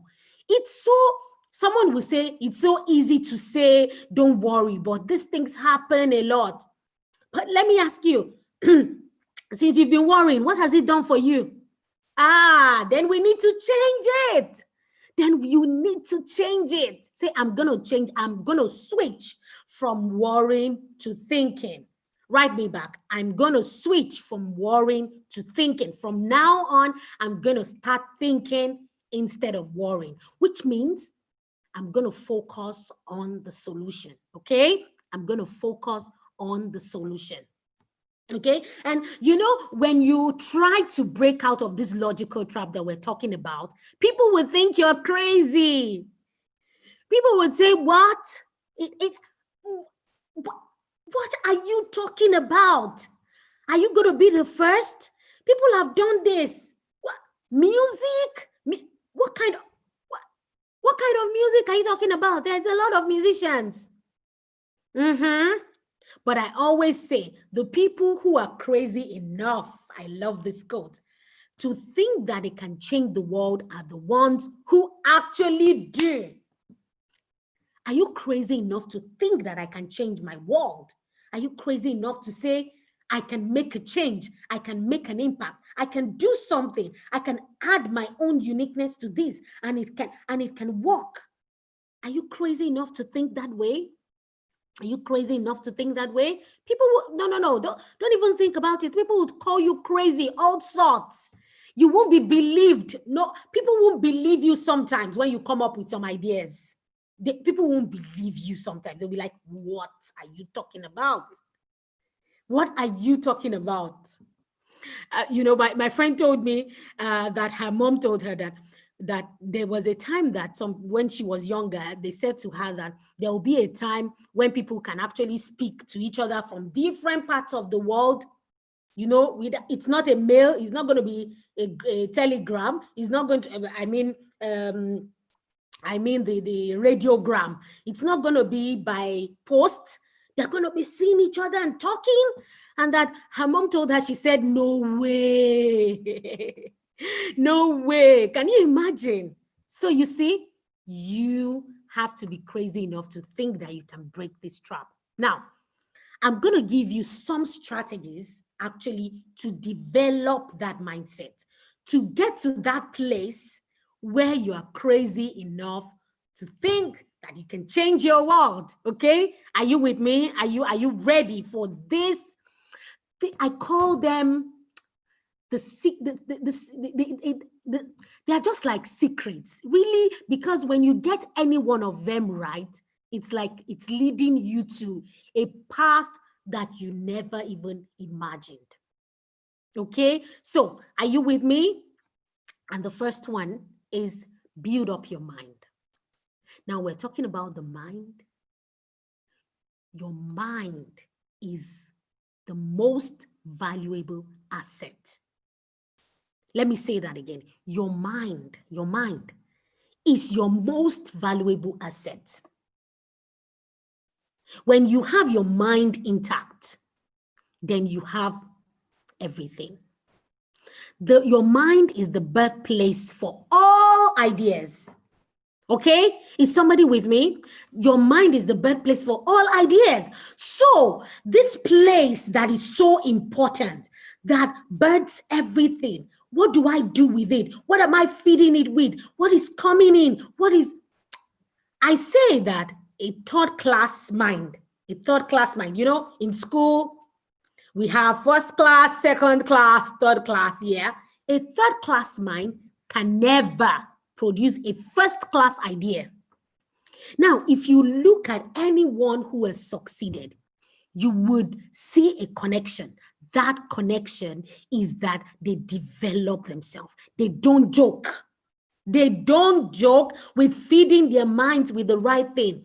Because they know that they can never create beyond the capacity of your mind. Build your mind. Somebody say, I will build my mind. Build your mind. Build the capacity of your mind. Develop your mind. Develop your mind. When you start to develop your mind, you will start conceiving some ideas. Even you will start thinking, is this me? What? Have you ever read a good book or listened to someone and you're like, what? I can actually do this. That's building your mind. It's as easy as that. It's as simple as that. When you think about it, build your mind, build your mind, build your mind. Your mind is an amazing place, and you need it's so important. Build your mind. Okay, I said here that the next thing is get rid of the microwave mentality. Get rid of the microwave mentality. A lot of us have this mentality. We have the short term. We see only from here to there. Very short. We don't see far. We don't see far. Start to see far. Start to think in the long term. Start to think in the future. Who knew that today worship will be done only online for the past 3-4 months? Who knew that? And I remember when some churches, came online, some other churches thought, what is this? It's just a show. Do you realize that? It's just a show. What are we doing? It's just all, why don't we just be in the church? Yes, it's good to just be in the building. But they were thinking long term. And can you see now? They were thinking long term.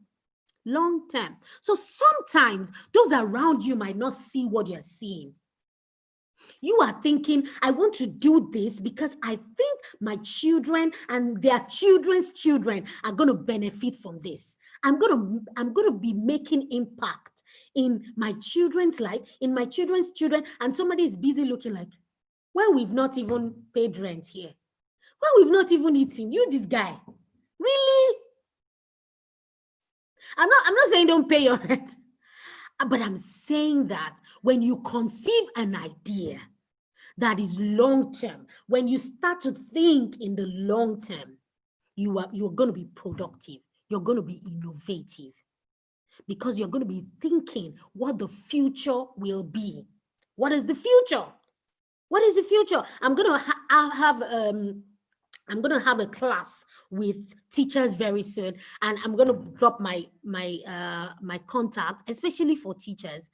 And in that webinar, we're going to be talking about products that we can create for kids, whether they are in the classroom or not, because that is the future.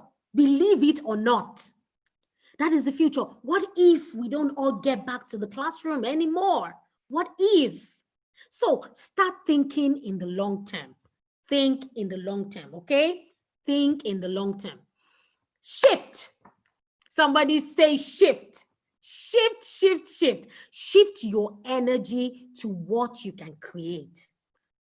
Rather than panic when there is a situation, when something is not familiar, rather than panic, a productive mind, an innovative mind shifts that energy to creating something.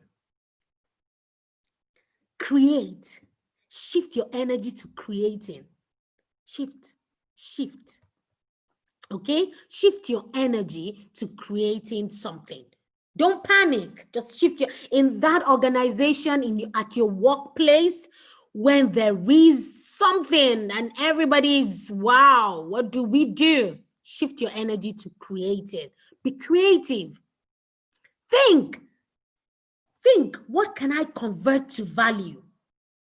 This has happened. So what do I do? Think, what problem can I start to solve in this time? It's in this season where everything is like this. What problems will people have? What problems will people have? What can I solve? What little way can I start to solve these problems? Think, what will people begin to need from now on? That's the way to think. You get to a place, you think, you look at the whole place, everybody's seeing a mess. You're like, you think, what do these people need? What don't they have here? Think, what new thing can I bring into the market? Think. Somebody say, think. think. Okay. All right, this is huge. This is huge. And okay, I'm just going to read some comments for about a minute. Okay, yes, I'm going to break the logical trap. That's it. Worrying is a misuse of imagination. Absolutely, absolutely. Mind intact, you have everything. Yes, I will build my mind. Yes, yes, yes, yes. All right, let's move on. Let's move on. Okay, the thermostat, the thermometer and the thermostat. These names sound alike, yeah? Thermometer, thermostat, and they're actually similar, but very, very different. Very, very different, okay? So I'm going to rush over this, but if you didn't get anything from today, don't ever be a thermometer. A thermometer measures the environment, is influenced by the environment, doesn't have any impact or influence on its environment. For you to be a productive and innovative person, you have to be a thermostat. A thermostat regulates, it impacts its environment, it influences. Okay, so be a thermostat and not a thermostat and not a thermometer. They're so different. Don't conform to your environment. Be that person who gets to a place and says, what can I do here? What? How can we change things? How can we make things better? I will be a thermostat. Be a thermostat. Okay? The solution mentality, we've talked about it. Focus always on the solution. And I like to ask this question, which one comes first, a problem or a solution? A problem or a solution? Which one, write to me very fast, which one comes first, a problem or a solution? A problem or a solution? Which one comes first? Which one is first? Okay, I got a comment. Okay, someone says a problem. All right, okay. A problem. All right, what do you think, guys? Which one comes first? A problem or the solution? Which is first? Which is first? Okay, someone else says, yeah. So you said the problem, but do you know that the existence of a problem means that there is a solution? Have you realized that when there is a problem, then there is a solution? Then it means that before the problem was, then there was a solution. And that's why English language says, find the solution. You don't find what is not there. If I didn't put anything, if I didn't put my bag somewhere, I can't start looking for it. So there is a solution to every problem. That's what I'm trying to say. There is a solution. Before a problem was, there is a solution. Think about the solution. That's how to have a productive mindset. Your unconscious mind is so powerful. It's so powerful. Do you know that Isaac Newton discovered the law of gravity by just sitting under his mother's apple tree, and an apple fell on his head, and he said, "What is this? What does it mean? Think. What does it mean?" And then he started to discover gravity, the law of gravity. Harness your unconscious mind. That time when you're running on this, you're taking a run in the morning on your treadmill, that time when you are relaxing, those are the times when ideas pop up. Most of my ideas come at that unconscious moment. And you have to be equipped with your notepad, with your smartphone. And you know what I do? That light bulb moment, when I'm least expecting it, I just take my phone and I just use the voice recorder. Start to do that. I encourage you, start to do that. Those light bulb moments, when you least expect it, those unconscious moments, start to record it. They're amazing ideas. Now, This one is, I think I'm going to end here because this is powerful.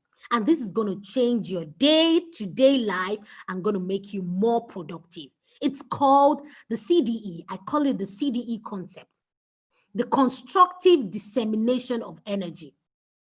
Constructive dissemination of energy. And the destructive dissemination of energy. So one is constructive, leads to a result, leads to productivity. And the other is just, we're just doing activities everywhere. I'm everywhere. I'm posting on Instagram, I'm checking a mail, I'm doing this, I'm speaking to this person, I'm going to his house, just activities that have no meaning. That is not constructive. That is not leading anywhere. There is a difference. Begin today to let your activities be constructive. Focus on productive activities. Focus on those productive activities from now onward. If you're jotting right, I will focus on constructive dissemination of my energy. I won't just throw my energy everywhere. I will be productive in my activities. And the last one is create a stimulating environment, because even when your mind is developed, even when all this is in place, if you don't have a stimulating and a challenging environment for your mind, it will still be a third-class mind. Surround yourself with people, with activities that challenge you, that point you towards productivity. I've got friends where when we talk for 5 minutes, it's like, when we talk for 1 minute, it's like that. We talk for 5 minutes and we're up with ideas. We come up with a whole conference. In like 5 minutes, those are the kind of friends you want to have.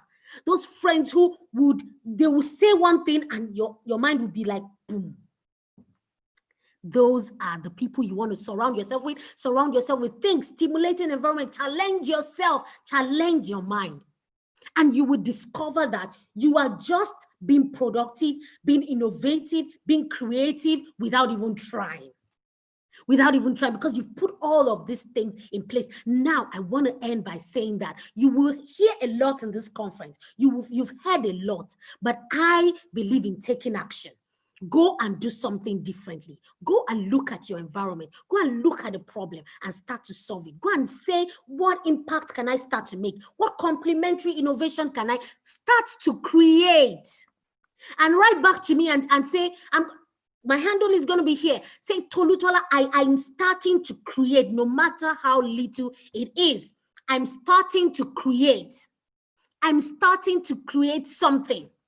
Start to do something with what you've heard. Do something differently. Don't just hear this and go away. Thank you very much. Thank you so much. Thank you so much.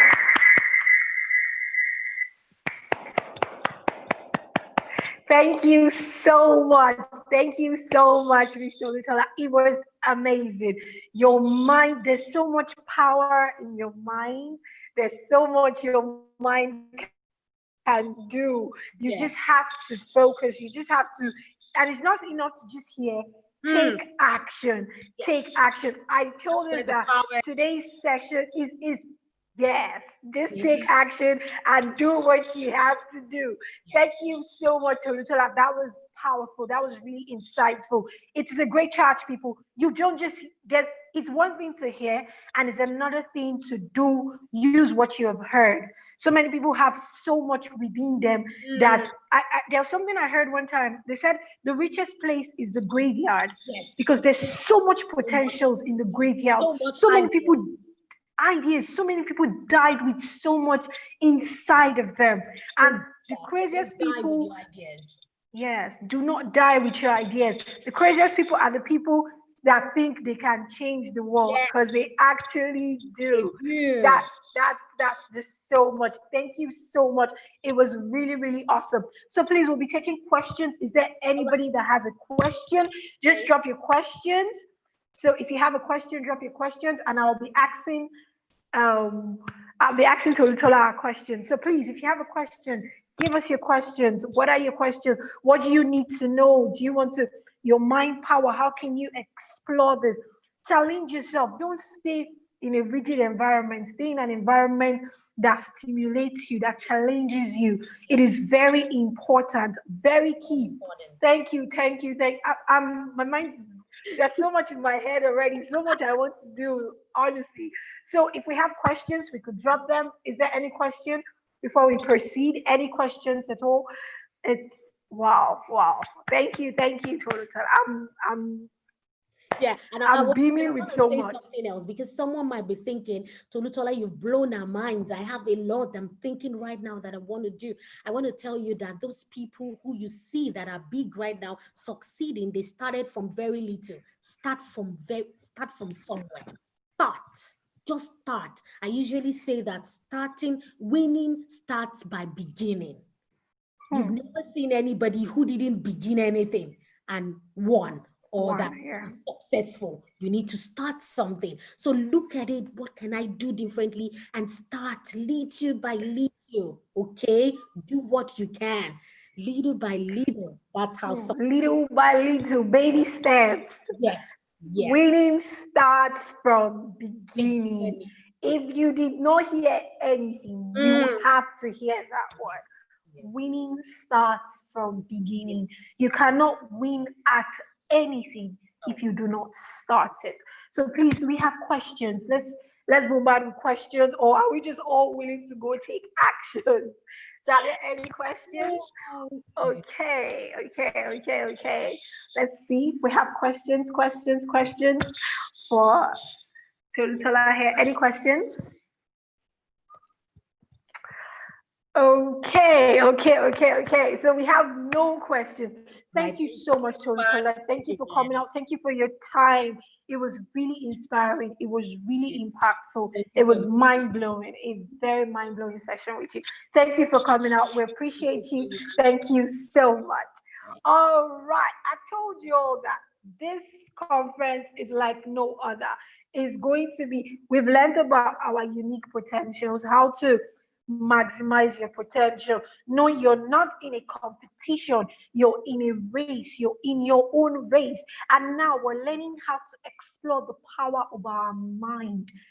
You have never had it like this. And it's not just to hear so much, it's to do so much. It's not in what you hear, it's in what you do. Because nobody heard the things you heard with you. But what you do is what matters. And what you do is what the world will see.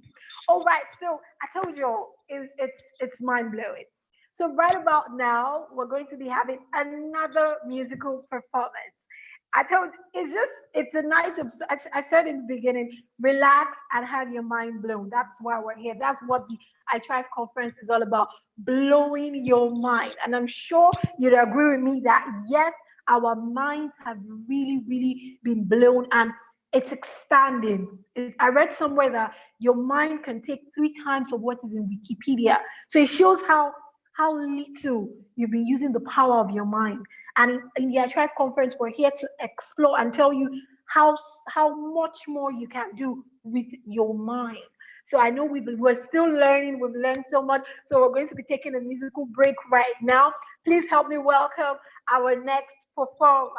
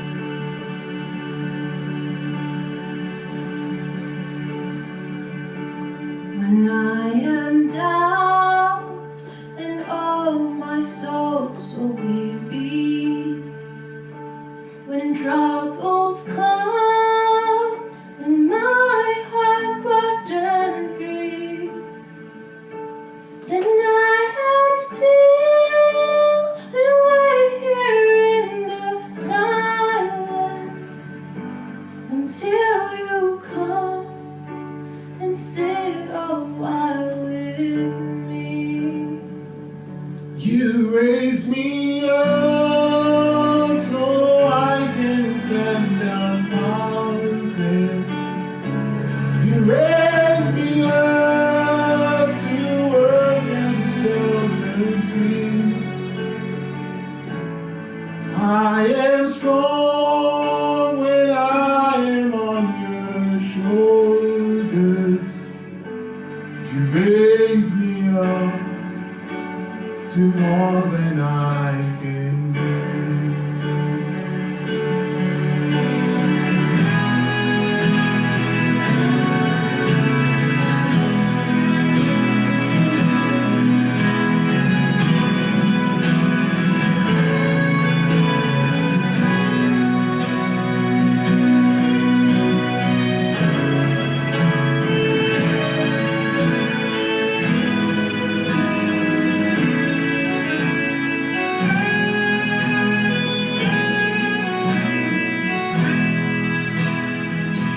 You raise me up so I can stand the mountains. You raise me up to walk on southern seas. I am strong when I am on your shoulders. You raise me up to more than I can be.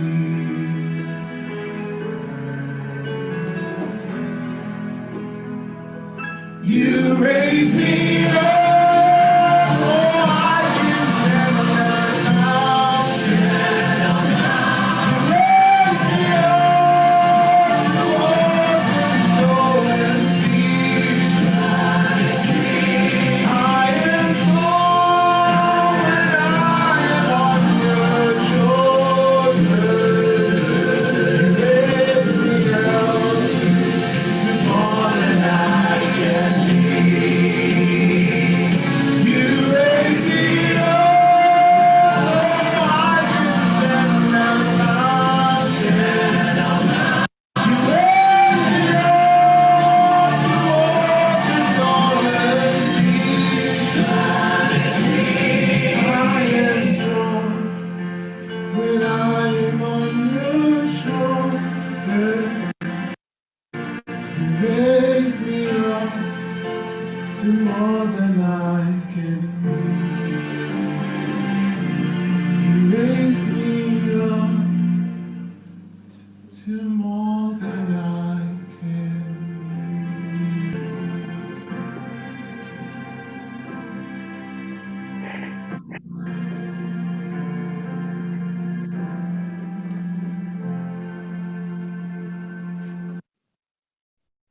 Wow, wow. That was really, really a very soothing reading. Thank you so much. That was Dr. Bibi we just heard. Dr. Bibi, are you here? Hello, say hi to us. Hello, Dr. Bibi. Hello, good morning from China. Can you hear me? Oh, wow, I can hear you. Welcome. All right, good morning all the way from China. I've been enjoying the conference. Thank you to iTHRIVE for the wonderful platform and for helping everybody actually to expand their mind. It's actually Wow, an thank you amazing so time. much. Thank you so much. Dr. Bibi is calling in all the way from China. How is it over there? I hope you're keeping safe. Yeah, I would say if everything is back to normal now, and they're all good, and everything is moving normally now. I can say like China is more or less normal now, back to normal. Although there are still a lot of safety measures in comparison to the way it used to be before. Wow, thank you so much. So, Dr. Bibi, in 1 minute, just tell us about yourself, what you do. Just give us a brief bio of you. All right, yeah, my name is Molushola Bamishile. I'm from Nigeria, definitely the southwestern part of Nigeria, and I have my master's degree in energy engineering and a PhD in energy engineering also. At the moment, I'm studying for a second PhD because I want to expand my mind. And so I'm doing a second PhD in electronic science and technology at the University of Electronic Science and Technology of China. And I'm at the rounding off stage.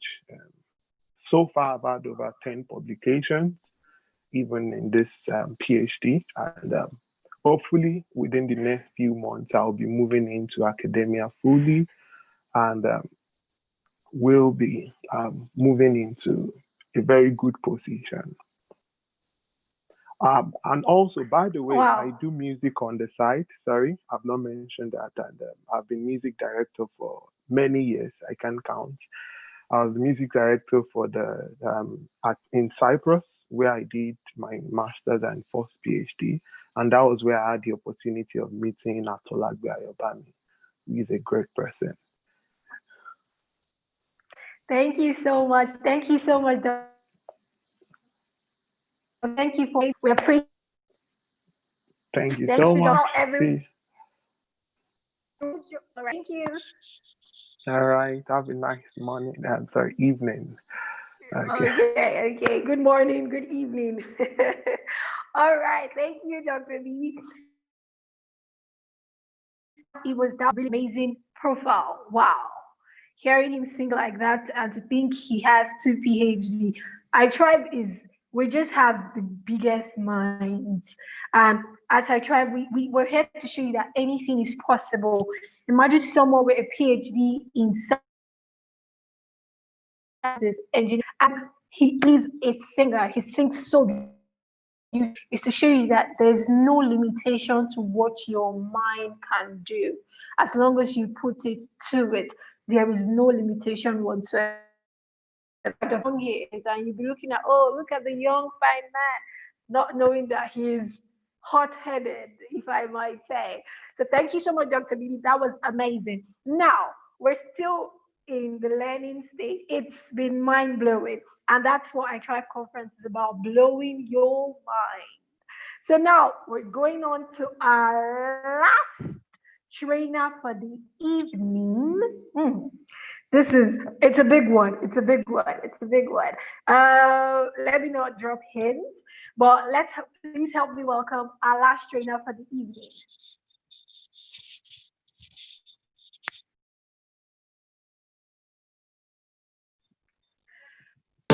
Speaker, mindfulness trainer and healer with accreditations in NLP. She has helped individuals, groups, and companies all over the world discover their true selves and accomplish their biggest goals. With a sounding ovation, make welcome to iTHRIVE Conference 2020, Kara Sandu.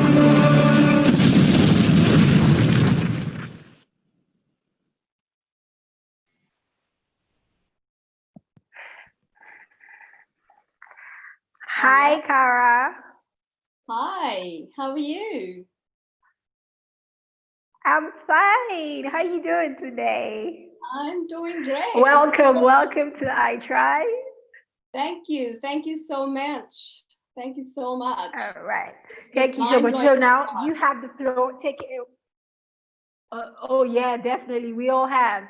All right, you have the floor now. Take it away. 40 minutes. Thank you. Hello from Australia. Well, a very warm welcome to everyone joining us from Nigeria and rest of the world. Thank you, Albami and AMAcademy, to pull this amazing conference together and for having me here. I'm super excited and grateful to be here. Well, we've just had some mind-blowing speakers. It's been a high vibe to finish a night. I'm going to take you on a calm and peaceful journey. You know what? 7 years ago, it was the month of August. I was sitting exactly like this, attending my first live seminar on mindfulness, and that too in New Zealand. You know, the most beautiful country in the world. Well, I'm a little biased, but it is really pretty. I was sitting there thinking, what are they talking about? Does it really happen? Can it be this simple to be happy? No way. That was my first experience with a mindfulness practice. How uncanny, right? Now, given our world is going through the most uncertain and challenging time in history, tools like mindfulness and meditation are absolute key to keep our sanity. The city I live in, Melbourne, Australia, is just not doing that great right now. And currently we're on stage 4 lockdown for 6 weeks. And needless to say, this lockdown and pandemic has seen a dramatic rise in mental health issues, even suicides, sadly. So today, I'm going to show you how you can add calm and peace in your daily lives. With that, I just hope I help some people who are struggling to find strength and resilience in these times.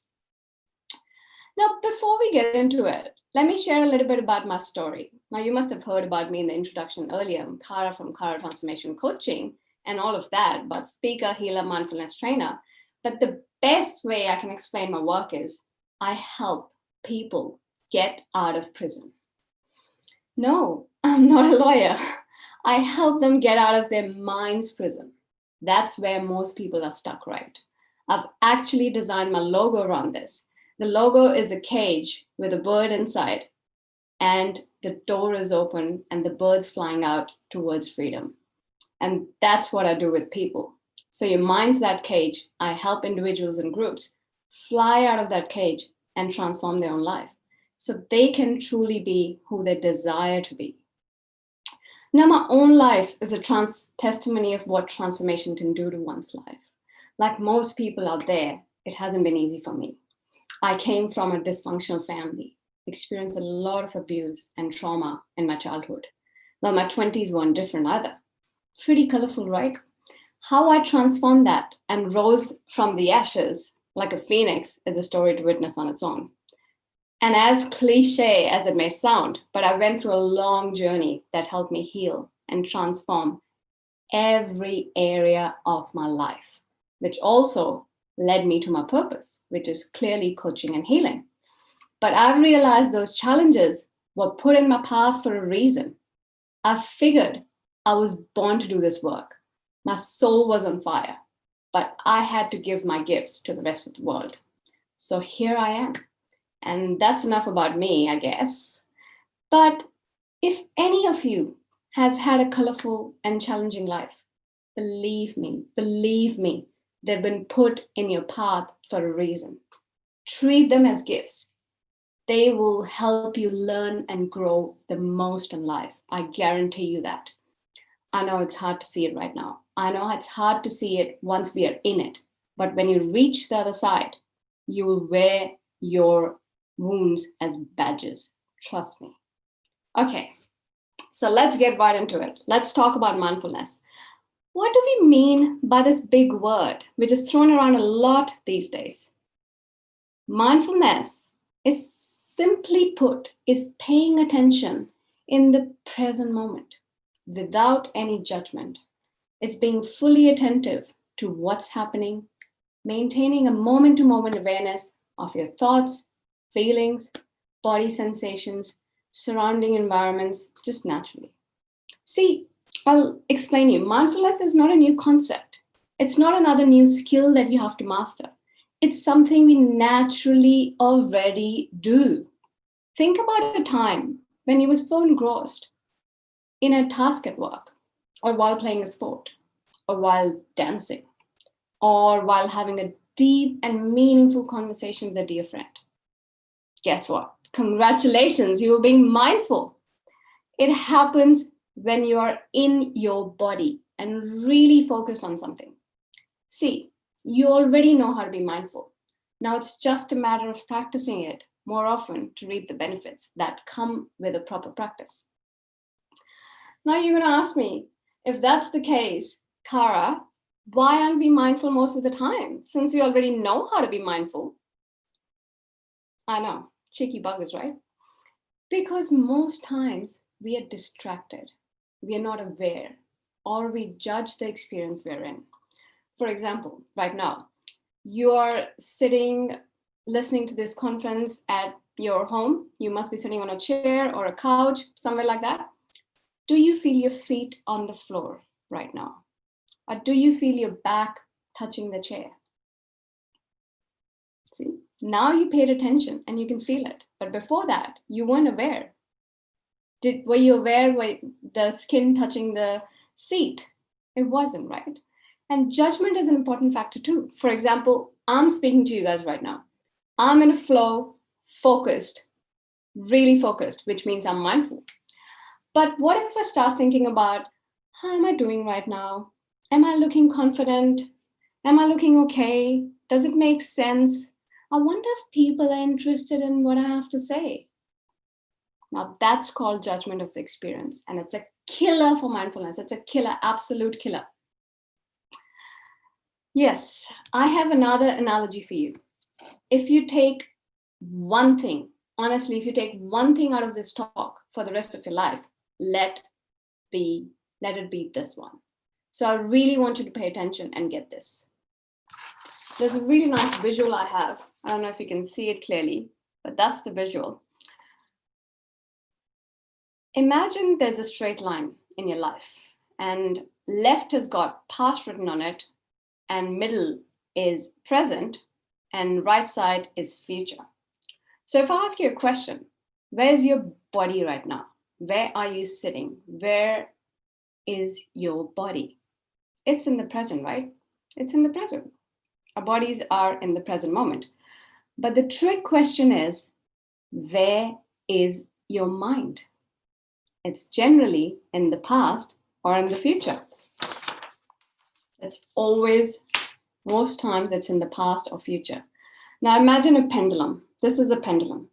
It's going left, right, left, right, left, right. So that's how your mind is. It's always racing. It's in between the left, right, left, right. It's never, hardly ever, rarely in the present where it should be. And that's where the magic happens. Now, this alone, my friends, this alone is one of the biggest reasons for us suffering on this planet. If you could grasp this one concept and work on it, it will bring the most profound shift in your lives. Absolutely most profound shifts. If you can practice being in the present moment, there is no looking back. Happiness, peace, joy, glory is all yours. Later on, I will share a mind-altering technique so you can learn to come back into the present moment simply. So you can't leave just right now. You can't think my job's done here, I can leave. It's not done yet. All right, next bit. So why should we practice mindfulness? If you Google it, there are millions and gazillions of articles on benefits of mindfulness and why it should be practiced. There's so much science and research behind it. I think meditation and mindfulness are the only practices which have been done, researched a lot within the scientific and functional medicine area. Hence, there's maximum evidence. As a result, mindfulness is mainstream and widely accepted in the West or anywhere in the world in the past 10 to 15 years. It's implemented in major corporates like Google, Microsoft, Apple. Major hospitals and prisons use mindfulness programs for health and wellness. Slowly, most corporates and schools are looking to implement mindfulness programs, which is great news. But personally, I would want to see it implemented in schools. So kids learn it. It should be part of the curriculum. It should be a must. That's it. Now, I'm not going to spend too much time on all the benefits, but I'll talk about a few. A simple way to think about mindfulness is think of it as paying more attention. So logically, if we pay more attention, we're bound to get better outcomes. There's more attention equals better outcomes. Now, what are some of the key benefits? Let's quickly talk about 5 core benefits that you can expect from practicing mindfulness. Number 1, more patience. Who wants that? Raise your hands. You can put your comments in the box below. Who wants more patience? See, we live in a world of instant gratification. You can get anything next minute. Every luxury is at your doorstep. You book your travels online, your favorite brands come home, you buy a car, it gets delivered to your place, your favorite food from your favorite restaurants gets delivered to your home, all by a click of a button. You don't need to go anywhere. You put your comments, you put your photos, your posts on social media, Facebook, Instagram, You get instant likes, you get instant comments, and you feel great. You feel very good about yourself. You feel, I'm liked, I'm being loved, I'm important, I'm popular. And when you don't get that, what happens? Problem. When you don't get your stuff delivered, if your food's delayed by 5 minutes, 10 minutes, what happens? Problems. Now, I don't know about you, but I come from a middle-class background back home. So when I was a kid, I used to get really excited when guests would come home because, you know what, we'll get to have soft drinks, we'll get to have chips, or if we're lucky, we'll probably get to have chocolates. Chocolate was a big luxury at that time. So we used to be patient and we could wait for weeks and months to have any of that. But now it's unreal, it's uncanny, it's unreal. There's no patience. You don't want to be standing in queues. You don't want to be waiting in traffic. You don't want to wait for anything. But life doesn't work like that. Life doesn't work with instant gratification all the time. We need to be patient for most things. Most bigger things which give us happiness, fulfillment, nurture in our lives, they take time to build, like nurturing relationships, building a business we want, to have optimum health, to find and live a passion. We all need patience for that, which we don't have enough. And mindfulness teaches us exactly that. So it's a no-brainer, right? Number 2, it's better productivity and focus. Now you'll agree that we are distracted all the time by a million things we have to do, million things which had to be done like yesterday. Our phones are going constantly with notifications, social media, apps, news, bills, mortgages, emails.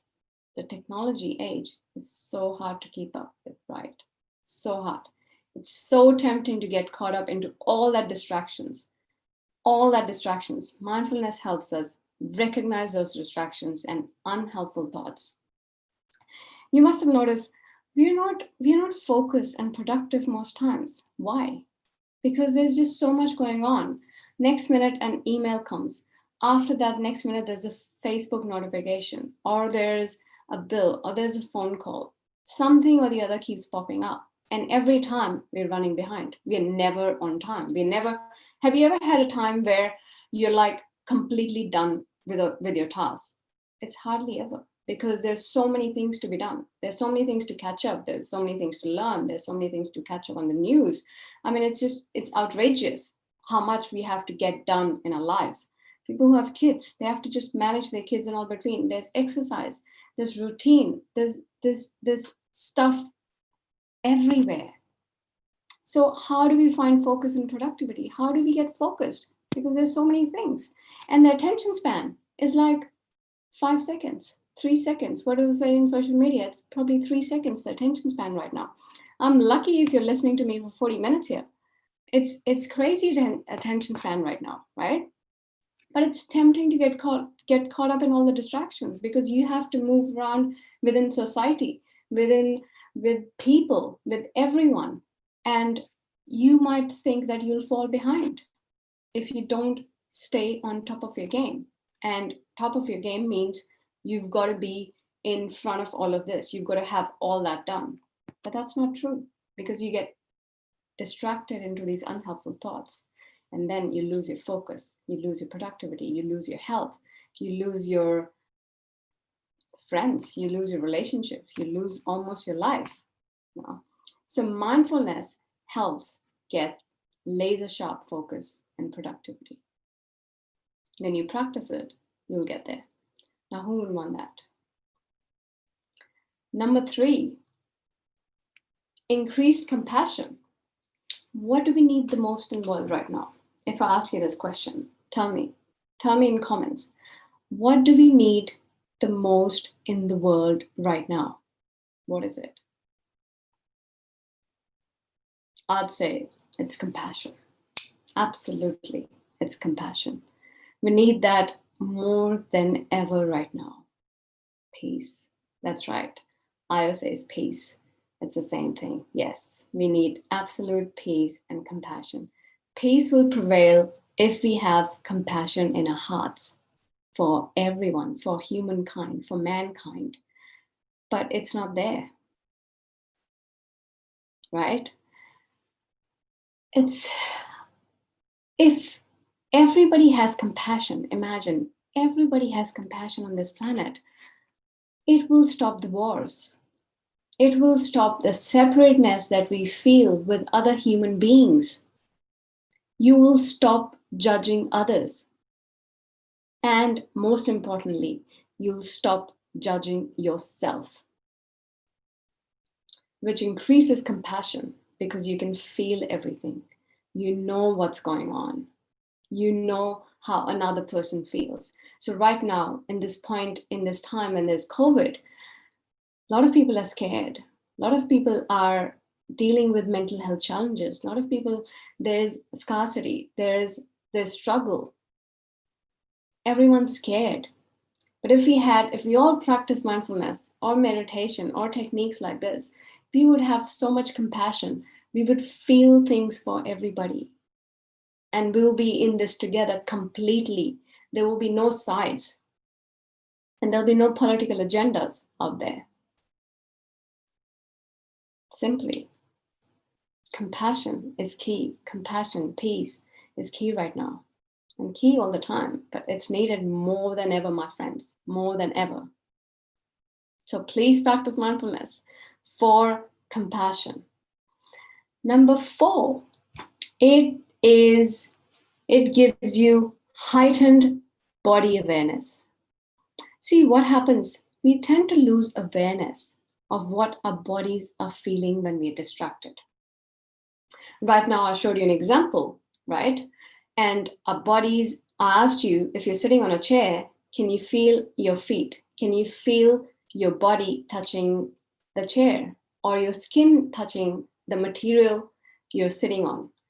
And most likely we weren't aware of that because we are normally distracted. We are normally never aware of these things. So we tend to lose awareness of what our bodies are feeling when we're distracted.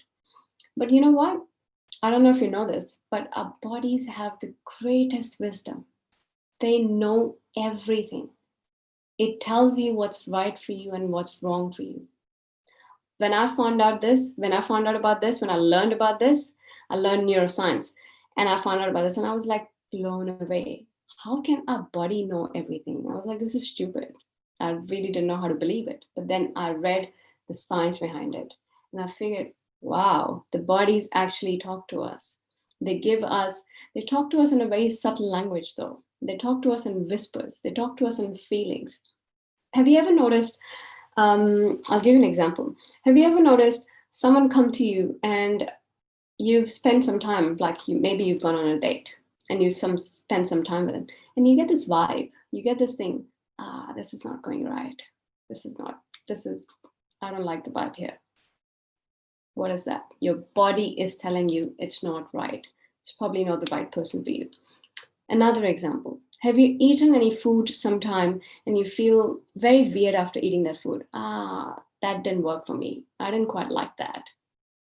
What is that? Your body is giving you feedback. Your body is giving you feedback that that food is not right for you. So you've got to listen to it. But what happens? We are distracted. Again, this is the very subtle language that body talks to us in. And we are distracted most times to listen to it. And it's not our fault. There's no right or wrong here. It's not a fault. We've been conditioned like this. We've been grown up like this. Bodies have the biggest wisdoms that brains can't even comprehend. You know, a body will tell you, if I ask you right now, you know, if you close your eyes right now and ask yourself a question, whatever question you like, it could be about, shall I do this? So the question could be right or wrong, right? I like this person, I don't like this person, or I like this food, I don't like this food. It could be just as simple as question, right? When you ask this question, I like mangoes, you know, just for example, I like mangoes. Do I like mangoes? And you get a feeling when you close your eyes and you get a feeling in your body. If you really like mangoes, you'll get a yes. And if you don't like mangoes, if that doesn't suit you, you'll get a weird feeling in your body. And that means it's a no. Truly, I teach this exercise in my coaching sessions and it's mind-blowing, absolutely amazing. But we need to spend some time on building the mind accordingly so you get the answers. If you build that muscle, you can get right answers. Everything is in your body and you can get all the wisdom before taking the biggest decisions. This is a very small thing, but before taking the biggest decisions in your life, you can ask yourself. You don't need to ask anybody else out there. You can ask yourself and you get the answers right there and then. How amazing would that be? Yeah, I'm pretty passionate about it. Okay, so it tells you what's right for you, what's not. With mindful awareness, we start getting that wisdom back. It's also called intuition. You must have heard this word. You know, we always talk about this gut feeling. The gut's always right. That's what it means. Your body is telling you, it's giving you the feedback loop that the gut decision, intuition, we call it vibes, anything you want to call it, you know, that's always right. And we start getting answers from a higher self. So we respond in healthier and purposeful choices. As a result, our health and wellness will skyrocket in the right direction. What if you get all the right answers about health, about business, about your passion, about food, about people, about relationships? What's going to happen? You'll start going in the right direction. It'll skyrocket. Absolutely. Okay. Number 5. Now, this is the most important one. Well, I feel all of them are very important, but this is the key. And it gets, mindfulness and meditation gets promoted like this. Less stress, less anxiety. So when we learn to be mindful, we can rewire our brains to respond to stressors. Rather than react, we respond. When anything happens in our external environment, we choose how to respond. Imagine, for example, imagine you've been called in an office by your manager. And the manager, first of all, you already get anxiety that you've been called by your manager all of a sudden, right? And you're thinking 1,000 things before you go into that office. And you have a seat and your manager starts shaping all these good things and starts saying all these amazing things about you, that it's not about you, don't take it personally and all of that. And the news which comes out of that is you have been made redundant. Yeah, your job's gone. That's the news you get. Now, how do you react? How do you react to that? This is, I'm not trying to push it down and making it a positive situation. I totally get it. This is a very challenging situation. It is a stressful situation. I totally get that. But how do you react? You'll get stressed out, right? But at the same time, you've got to realize it's an external situation you do not have any control of. Absolutely not. You can't talk your boss out of giving you the job back because it's already happened. It's not personal. It's not about you. Your job's not there anymore, or whatever the reason is, you've been made redundant. You cannot control the external circumstances. Of course, later on, you can go into a silver lining activity that, okay, if I've lost the job, what good can happen out of it? Maybe I can get a better job. Maybe I can spend time with the kids, or maybe I needed some break and maybe I can start a business. There's lots of exercises like that you can do later on. But in that instance, how do you respond? Rather react. So it's your choice if you react or you respond, right? Take the example of COVID, right? COVID situation right now. There's a very little control we have of the situation, right? People are locked up in their homes like we are right now. We can't go out, can't meet anybody. It's stage 4 lockdown, cannot go to work, cannot do anything, only essentials right now. I think we're probably the only city which is completely locked down right now in the whole world. I don't know. Yes. So what can you do? Can you change the situation out there? Can you change the cases, the amount of cases over there? What can you control? What is in your control? What is in your control is what you can do for yourself, how you can treat yourself internally. You can obviously do your best to keep safe, to follow the precautions, to do all the things you can do. But you cannot change the political background. You cannot change the circumstances. You cannot change the COVID cases. You cannot change that you can't go back to your jobs. You just cannot. So what do? We get stressed out. We get into a circle. So people who had anxiety before, people who were stressed out before, they're getting more stressed out. They're getting more anxious. But we've got to realize we cannot control the situation. We've got to make peace with it. Somehow, it's not in your control. That's it. Do what you can do about it. Find a silver lining. Be grateful for what you have already, right? Mindfulness teaches us we cannot control our external circumstances. We learn to live in present. As I said before, earlier, if we learn to be in present, we would just be happier. Doesn't matter whatever's happening outside in our circumstances, we would be happier people because we are in present. We're not thinking about what's going to be life 3 months after COVID, or is it ever going to finish? Are we ever going to be able to go for a holiday? Are we ever going to meet people? I know, I totally get it. I'm not again trying to stress it out that make it all positive. It is a challenging situation. I totally get it. It is stressful. And I completely agree with it. But we've got to do what we can for our internal environment to be okay and to be positive around our life. Right? We learn to live in present moment. Mindfulness teaches us to come back into the present moment, and we start making peace with everything which is outside our control. And slowly we learn to rewire our brain to start making peace with external situations, the things we can't control. The things you can control, of course, absolutely change them.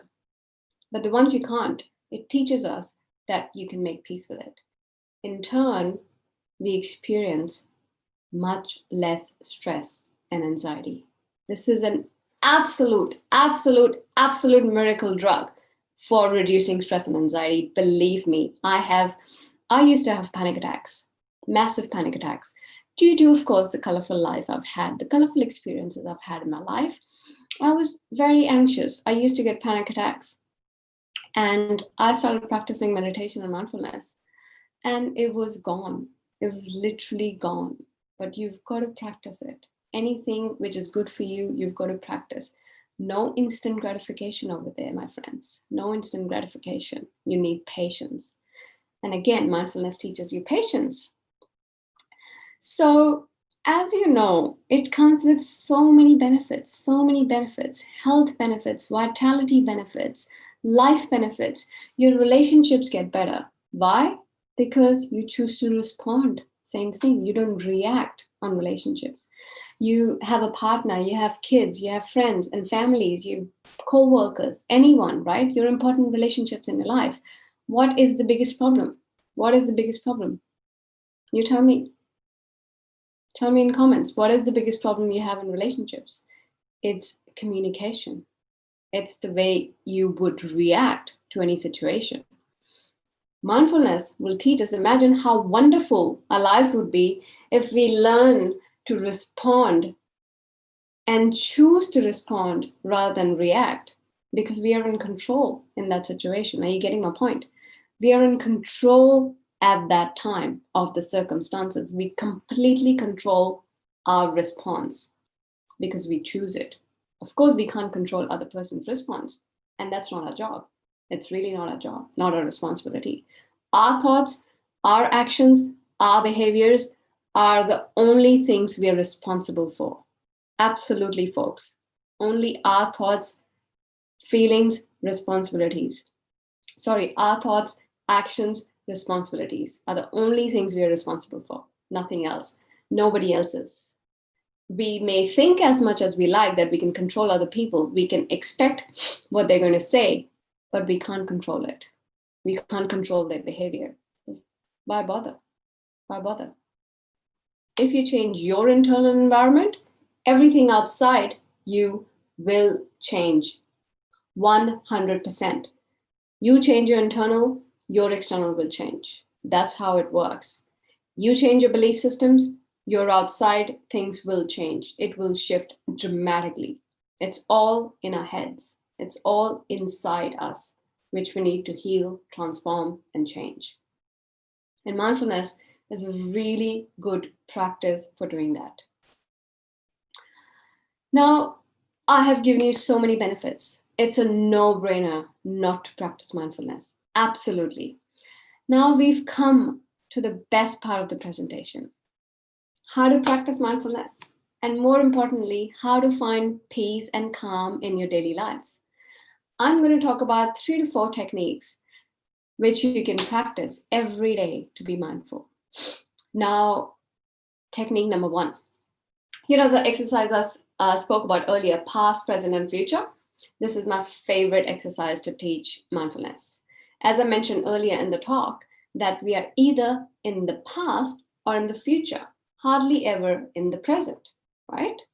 Although our bodies are in present, but not our minds. Like right now, you could be thinking about, it's 7 o'clock, it's 7:30, what's for dinner tonight? I wonder, what am I eating? Another example, I have to submit that project next week at work, and damn, I can't do it. It's so hard next week at work. My manager sucks. Another example, when is life going to be normal after COVID? Will it ever be? These are all future thoughts that you could be thinking right now, listening to me, okay? I bet somebody's thinking. Okay. Now, next minute, you could be thinking about how life was so wonderful pre-COVID, how we could meet our friends, we could go on holidays. Or, why was my partner so rude to me last night? I wonder what's going on. These are all past thoughts. So, every time we're thinking of something else, right? You get my point. Now, with this exercise, what are we trying to do? We're trying to play a trick with our brain. Yeah, it's always a trick. We need to rewire our brain to come back to present moment, so we need to play tricks with it. So for this, start a practice of noticing your thoughts as much as you can. Now, we get about 60 to 80,000 thoughts in a day. I'm not expecting you to notice all of them. I totally get it. It's not possible. Okay, but you get the point. Try and start noticing as many thoughts as you can as you get them. And start labeling them as past, present, or future. So whenever you notice a thought belongs to past, like right now, you could be thinking about, how was life before COVID? And you could say, oops, that's past. Just say that. You don't have to do anything else. Just say, oh, that's past, but I'm in the present right now. Okay. If it's a future thought, just say, oh, that's future. If it's present, same thing. The idea is to call yourself out if you get derailed into past or future, and bring yourself to the here and now present moment. So what do? Every time you notice a thought, you've got to be vigilant. You've got to notice your thoughts, right? Every time you notice your thought, don't judge it. Remember, mindfulness is not about judging at all. Don't judge the experience. Don't get into the story, oh, why am I thinking, why am I so stupid, and all of that. No, don't judge it. Just think about, that's past, call it out, that's it. That's past, I don't need to be there. The exercise works like a charm, because as I always say, awareness is 70% job done. Just by you calling yourself out and acknowledging that you're in the past or future, your brain starts getting rewired to be more in the present. Now imagine you pick yourself every time you thought about a future worry or ruminating over a past. What is your brain going to do?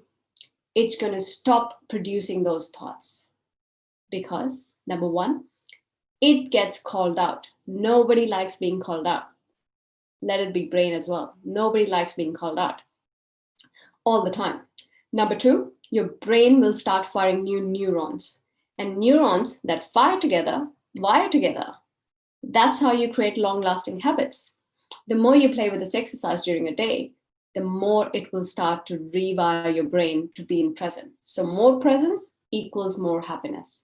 This is the simple formula for happiness. All right, next one.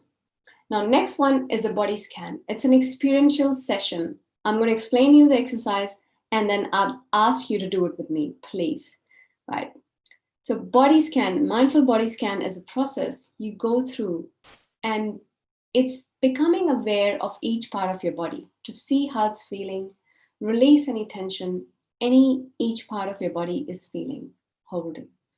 As you know, we hold a lot of stress and tension in different parts of our bodies, mostly unaware. We don't know where it is, mostly in shoulders, thighs, anywhere. Get in touch with your bodies, because remember, your bodies have the biggest wisdom. We connect with ourselves and we're trying to listen to what it's trying to tell us. Trust me, your bodies know everything. They possess the wisdom our brains can't even comprehend. Now, how do we practice it? We set it aside 10 minutes a day. We take a seat for this practice and keep your eyes closed. Mostly, I would say that. You can do it in your work, on your desk. You can do it anywhere you like, in a train. Do not do it while you're driving. Absolutely not. And really, literally anywhere you can like. So are you ready to go through this with me very quickly? I'll go through it very quickly. I want you to close your eyes whenever you can, when you're ready. Slowly close your eyes. I want you to take 2 deep breaths in.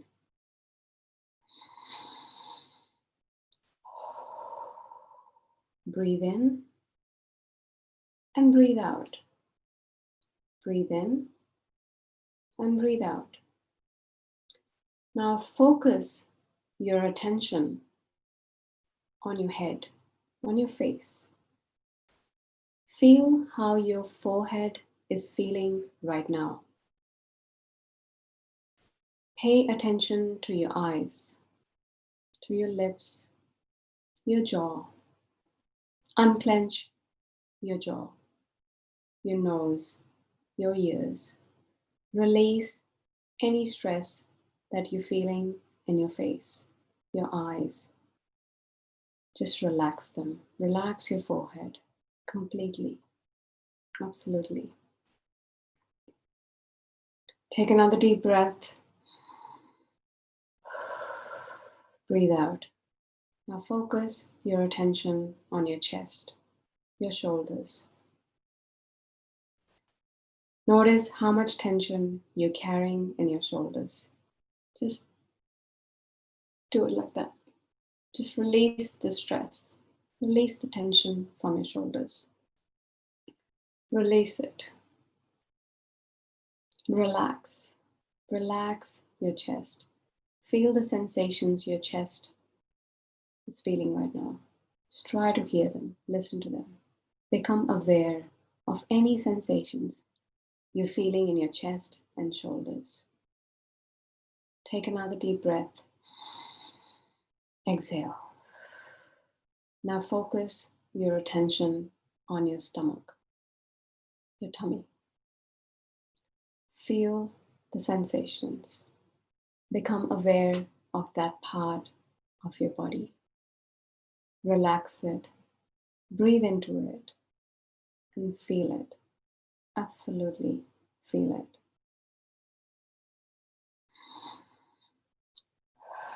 Another deep breath. Now focus your attention on your thighs. Your thighs carry a lot of tension as well. Feel how they're feeling. If they're tight, relax them. Just relax them. Notice any sensations.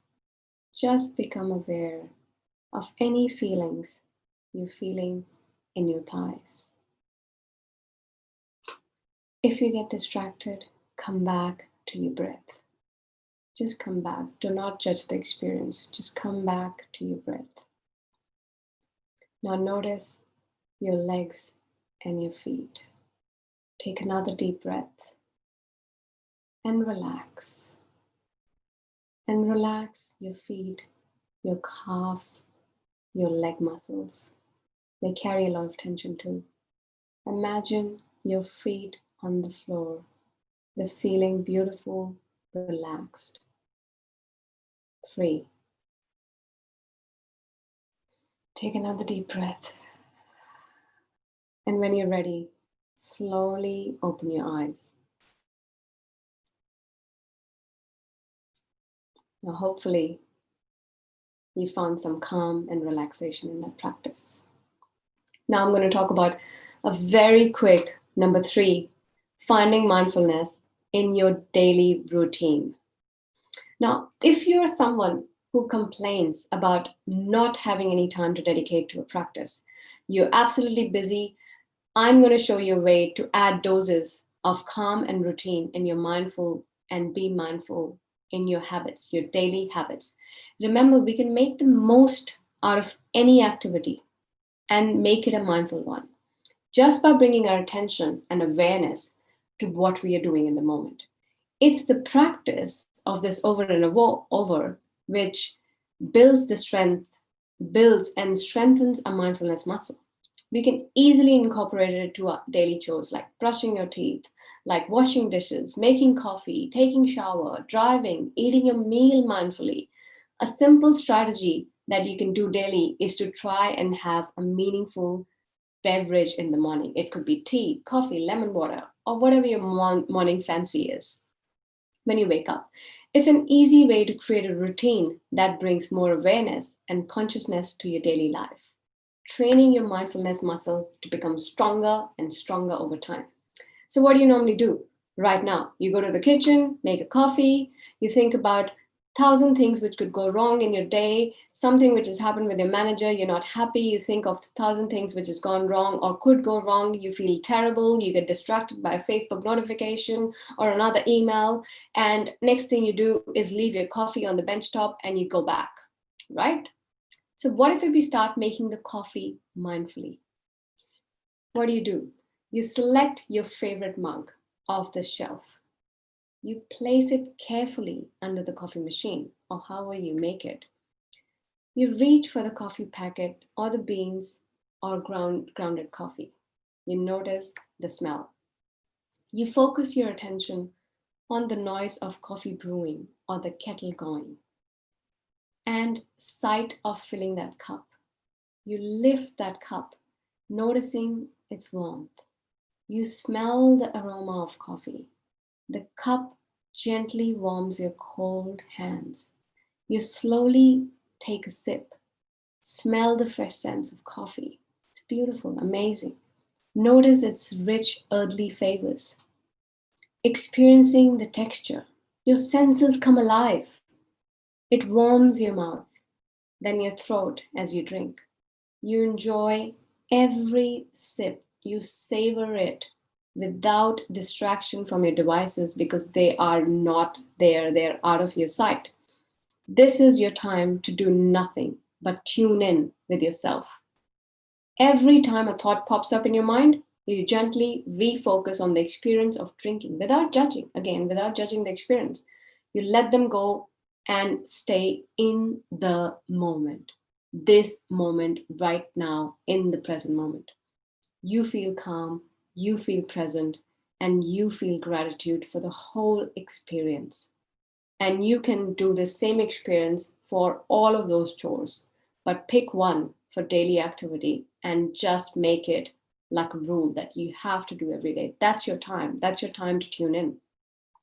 So you move in your day, sustaining a sense of relaxed awareness. Now that's it.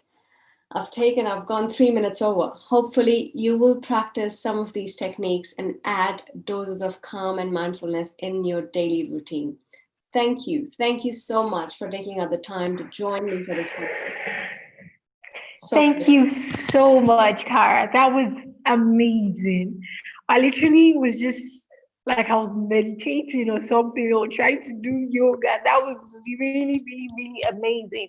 I had to my mind was I was literally just having imagination, staying in moments. There's nothing more beautiful than not reacting all the time. Respond, learn to live in the now. Don't try to overthink things. Be mindful. That was mind-blowing. It couldn't have ended better. Thank you so much, Kara. That was beautiful. That was really beautiful. So if there are any questions for Kara, have any questions, please just drop your questions. We'll be taking questions. If you have any questions at all, just drop your questions in the comments and we'll be asking Kara your questions. So any questions for Kara about mindfulness, living in the now, learn to respond, not react.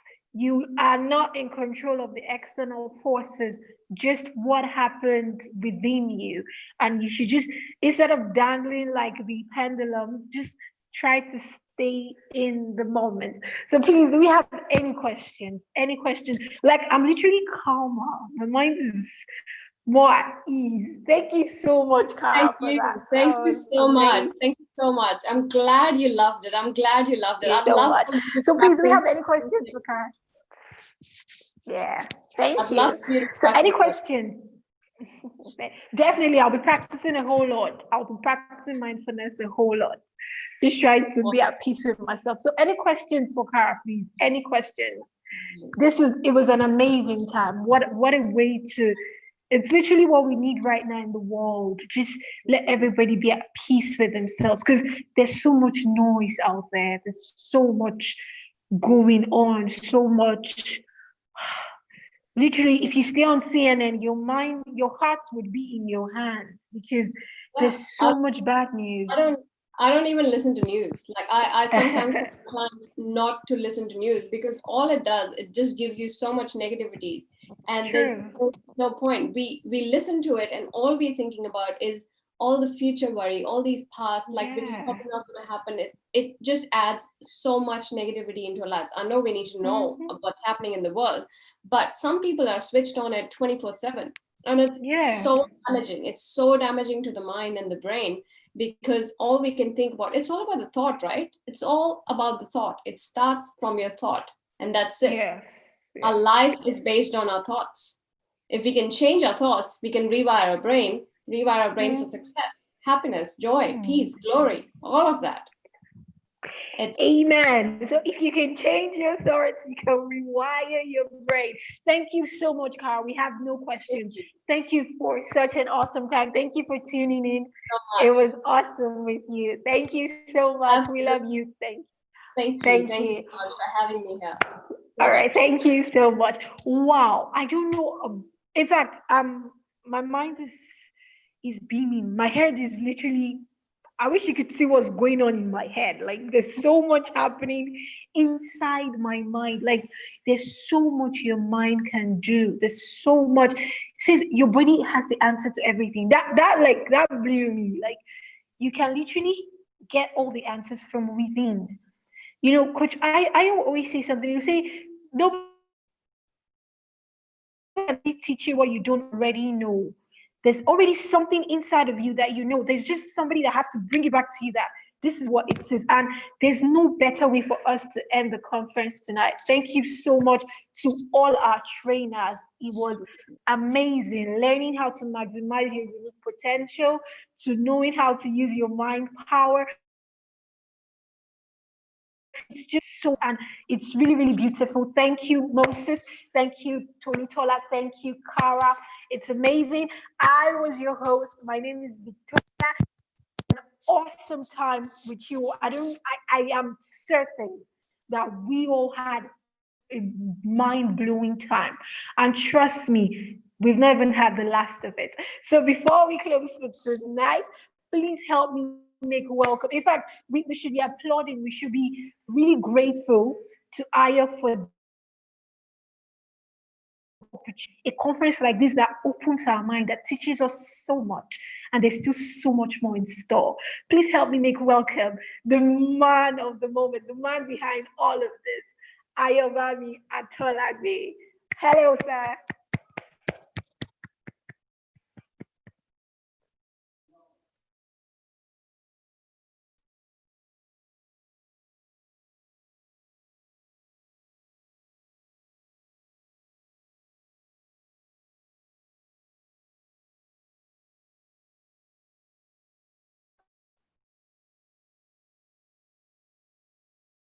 Hello, can you hear me? Hello, can you see me? Can you hear me? Yes, I can hear you. I can't see you. Right, 1 minute. Okay, good. All right, moderator, kindly help us mute your mic so we don't have multiple feedbacks. All right, okay, great. First of all, I want to say thank you very much to all the guests in here. I want to say a very big thank you to Moses Abayowa. Thank you. Like, I'm really humbled, like with so much value shared right now. Whoa, like if you're watching this on YouTube, streaming in as a participant, like your life shouldn't remain the same. Your life shouldn't remain the same.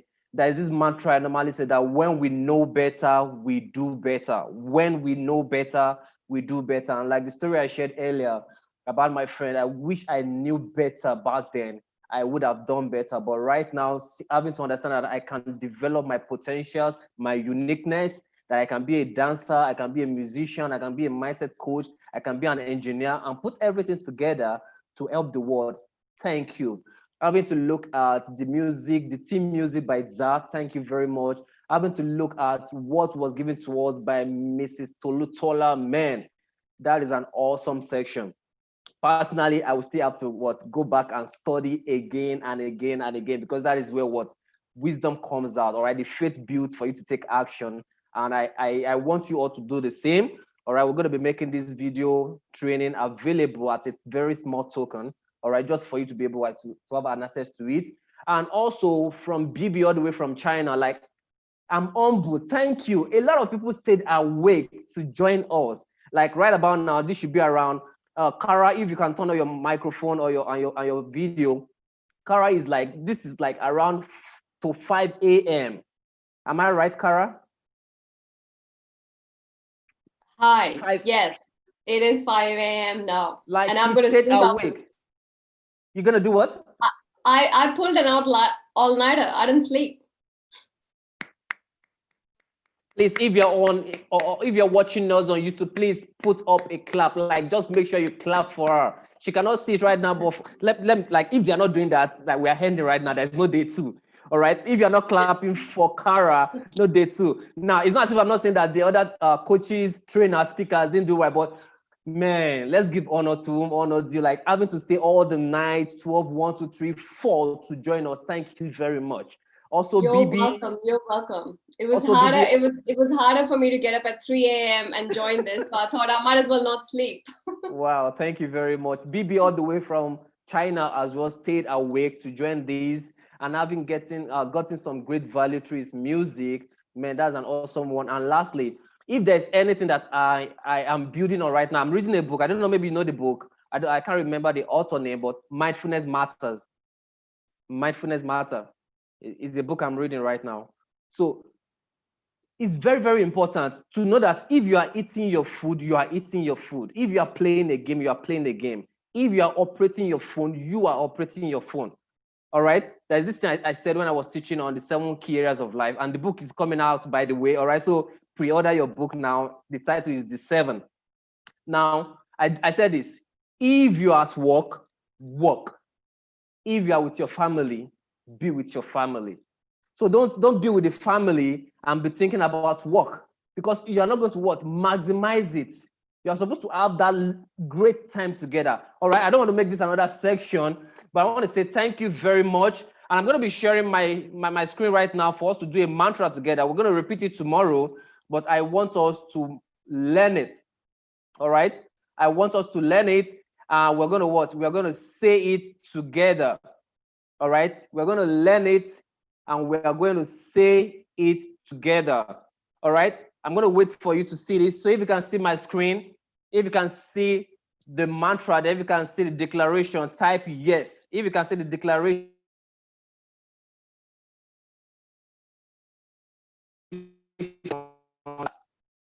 all right, if you can see the declaration, type yes.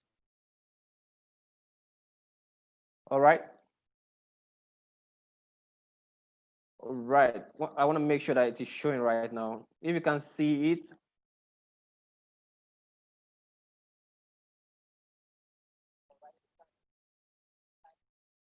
All right. Personally, I can't see it. So, okay, now we can. All right. If you can see that, type yes. Okay, it's going to come up. Ayen Folake, all right? It's going to come up. If you can see, just type yes so that we'll see it together. All right, it's the final thing we're doing tonight, and we'll call it a night. So thank you very much. We have about 6 more minutes to the end of this section. All right, now let's read it together. 1, 2, go. I am Ayobami Atolagbe. Put your name there. Put your name there. All right, let's go again. I am Ayobami Atolagbe. I am responsible. I am in control. I am the best. I build the right mindset. I thrive. I thrive. I thrive. Let's do it for the last time. Are you ready? Let's do it for the last time. Are you ready? Definitely. All right, let's go. I am Ayobami Atolagbe. I am responsible. I am in control. I am the best. I build the right mindset. I thrive. I thrive. I thrive. Put your hands together for yourself. Put your hands together for yourself. Put your hands together for yourself. All right. That is what affirmation. When you say that to yourself every single time, you are commanding your thought being to become. All right. You are commanding your thought being, your mind. I don't want to go into teaching right now, but your spiritual controls the physical with an interface of the mind. And your mind operates based on what you give to it. So if you don't give your mind, automatic negative thought, ants of life comes in. So you have to tell yourself every single day. So let's say it for the last time, making it the third time for today. Let's say it for the last time. Let's go. I am Ayobami Atolagbe. I am responsible. I am in control. I am the best. I build the right mindset. I thrive. I thrive. I try. Put your hands together for yourself. Let's go. Let's go. Let's go. Let's go. Awesome. So thank you very much for joining in. Thank you very much for being part of the day one of iTHRIVE Conference 2020, Building the Minds. And tomorrow we're going to be having an exceptional speakers from the likes of Dio Samuel to Simon Elbow from Caribbean, and my mentor, Coach Sam Obafemi. So if you're excited to have them, type yes, I'm excited. If you're excited to have them come tomorrow, type yes. All right. If you are excited to what? Have them tomorrow, type yes. All right. I'm excited. Just type yes, I'm excited. I'll take it up from there. So that is it from now. But do me a favor right away. Do me a favor. If you have not subscribed to this channel, subscribe and share this video right away. Okay. If you've not subscribed to this channel, subscribe right away. We take it off from there. And if you are thinking of not coming for tomorrow's section, don't shoot yourself in the foot, because I'm going to be giving you an awesome value that you can never get anywhere.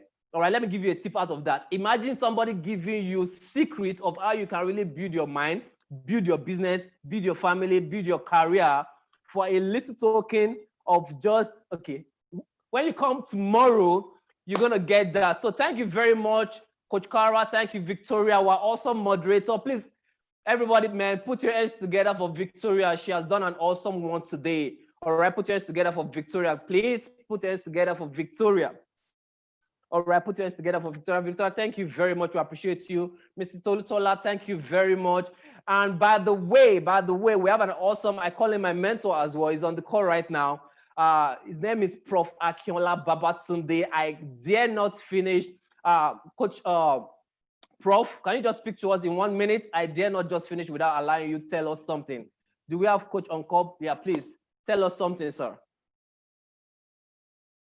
All right, you can just, if you don't want to show your face, you can just put your picture there and just unmute yourself to say something. I know it's coming without me asking you, but if you're not available, it's very okay. But I just need to say thank you very much that you are busy, but in your busy schedule, you still designated time to say, okay, I'm still going to be on this live section. So please, they say give honor to whom honor is due. So thank you very much, Prof. Akinola Babatunde, for joining in. We celebrate you. Possibly you can come live to really share with us. So that will be it all from now. So don't forget, I thrive, I thrive, I thrive. So do have a lovely one. Have a lovely day, and make sure you enjoy the rest of the night. Okay, wait. I think Prof is coming on. Wait a minute. Prof, are you? Oh, great, great. We're having Prof here. All right, Prof, can you just say one thing? No, Prof, just come back, all right? You are in already, so we'd love to just hear from you. 1 or 2 things, all right? So that you can really, people can really get the best out of tonight. Just 1 or 2 things, all right, Prof? All right, your audio is connecting, awesome.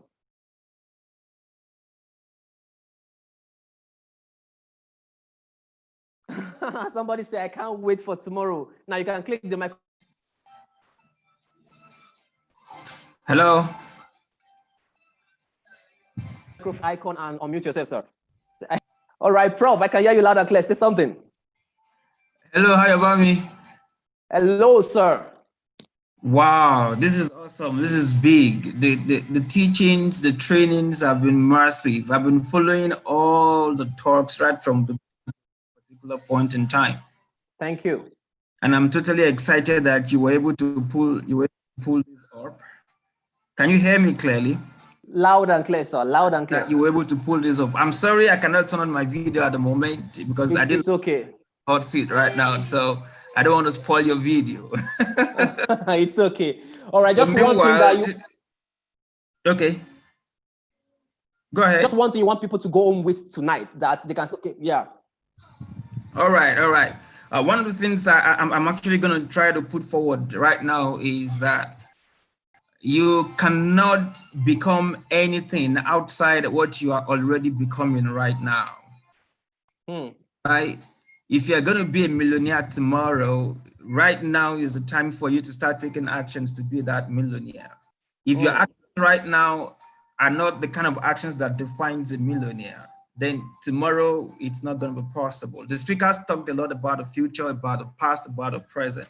Whatever the future it is, whatever future you have been looking forward to, whatever future that you want to really, really attain with your life, all right? If you are not already becoming that future in the present, then that future is going to be very difficult for you to accomplish. So the question then becomes, go into that future, all right? Go into that future, break it down into present. Ayobami teaches all these principles all the time. Go into that future, break it down into the present, and then live every single day of your life like you're living the future. Live the future per minute. That's what I tell my students. Live the future per minute, live the future per seconds. And before you close your eyes and open it, you are there right in the future. You're right there in the future. All right. Yes, sir. Yes, sir. I'm sorry, Ayobami, you invited me to be a speaker at this particular event. I couldn't make it. Tomorrow I have an exam and it's just crazy, but I made up my mind that look, no matter what happens, I'm going to attend. So I'm sorry I couldn't come in as a speaker, but I've been blessed. 2021 is coming, sir. 2021 is coming. All right, we're already set. I'm going to be announcing it tomorrow. We are set. All right, we already have what we are running with for 2021, and it's going to be massive. So, sir, you might not be able to be on 2020 as a speaker, but what you just shared right now and what Prof just shared right now, I think for those that were able to join me on Power of Compounding, I shared it with you. On my laptop screen, you're going to see 2 notepads. One is what? To-be list, and the other one is to-do list. To-be list is a long-term goal. To-do list is what you can do right now, tomorrow, next week. All right? So look into the future where you want to be. Look at where you are currently. Then what? Reverse engineer it. All right? I want to be the Nigerian number 1 mindset coach. How do I need to get there? What certifications do I need? What branding do I need to do? What knowledge do I need to increase on? So when you know that, you are already like, okay, now this is where I want to go to. All right, and I learned this from Prof actually, helping you to move from where you are to where you want to be. All right, I took that from Prof, helping you to move from where you are to where you want to be. That's right. That's right. That's right. So, I took part of you when I was leaving Cyprus. So don't worry, I'm a part of you in Nigeria right now. So understand that every step counts. Every step counts. Every step counts. And appreciate delayed gratification. Process is key. I don't want to go in full teaching right now, but I'm going to be doing a little bit of teaching tomorrow, so it doesn't look as if I'm not giving you value, all right? But if you've not watched Power of Compounding, check this YouTube channel. That was my last live stream with volunteers, and you can be part of it. Just watch the video, it's still right there, and you can maximize the information. So guys, thank you very much for staying this late. Thank you very much for, okay, our 4 minutes shoot beyond our timing, but I celebrate you and I say thank you very much. Do have a lovely night's rest, do have a lovely one, and thank you for all the guests that came in, and keep thriving, keep winning, keep going all the way, because I believe that when we know better, we do better. And the mantra is always strive towards greatness. Do have a lovely one. I love you all, and enjoy the musical as we round it off for tonight. And God bless you, and bye for now.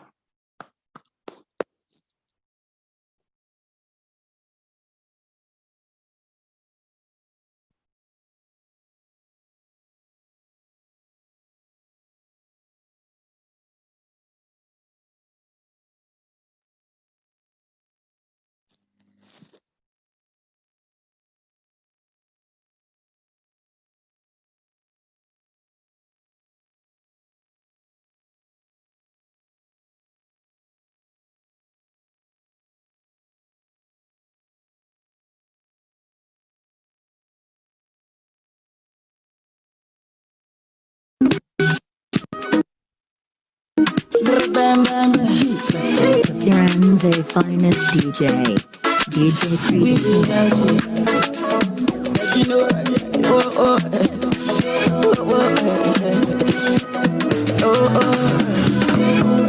What I feel in my heart is true. What you see in my eyes, boo, is your proof.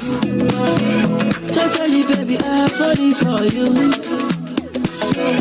In the head of my heart and body, baby girl, I wanna dance for you, I wanna dance for you, and I know you're gonna dance for me, dance for me. See, the love is very strong, it's very strong. You're very strong, it's very strong. Diana, Diana, I wanna take you away. Diana, my baby, yeah, me and you, girl, forever. Diana, my love, Diana, I wanna take you away. Diana, Diana, Diana, baby girl, your body bounce when your body come around. From my heart, you win the crown. You can never let you down. If the fire got a pot, baby, them taking me to court. Say we don't care, baby girl, I'm ready. Baby girl, I'm ready. I say I must to run your race. Dance to your drum and bass. My love is up to date.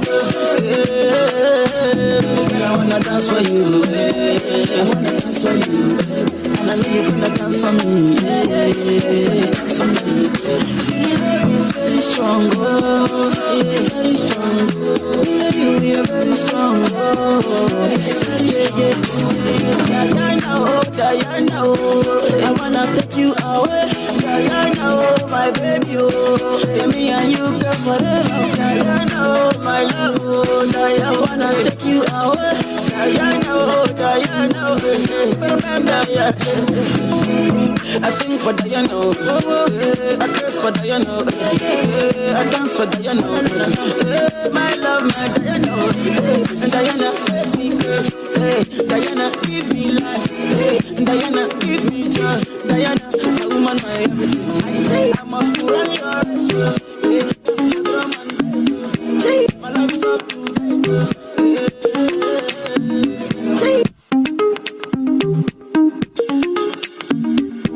It's DJ Crazy Kuma. Please stay tuned.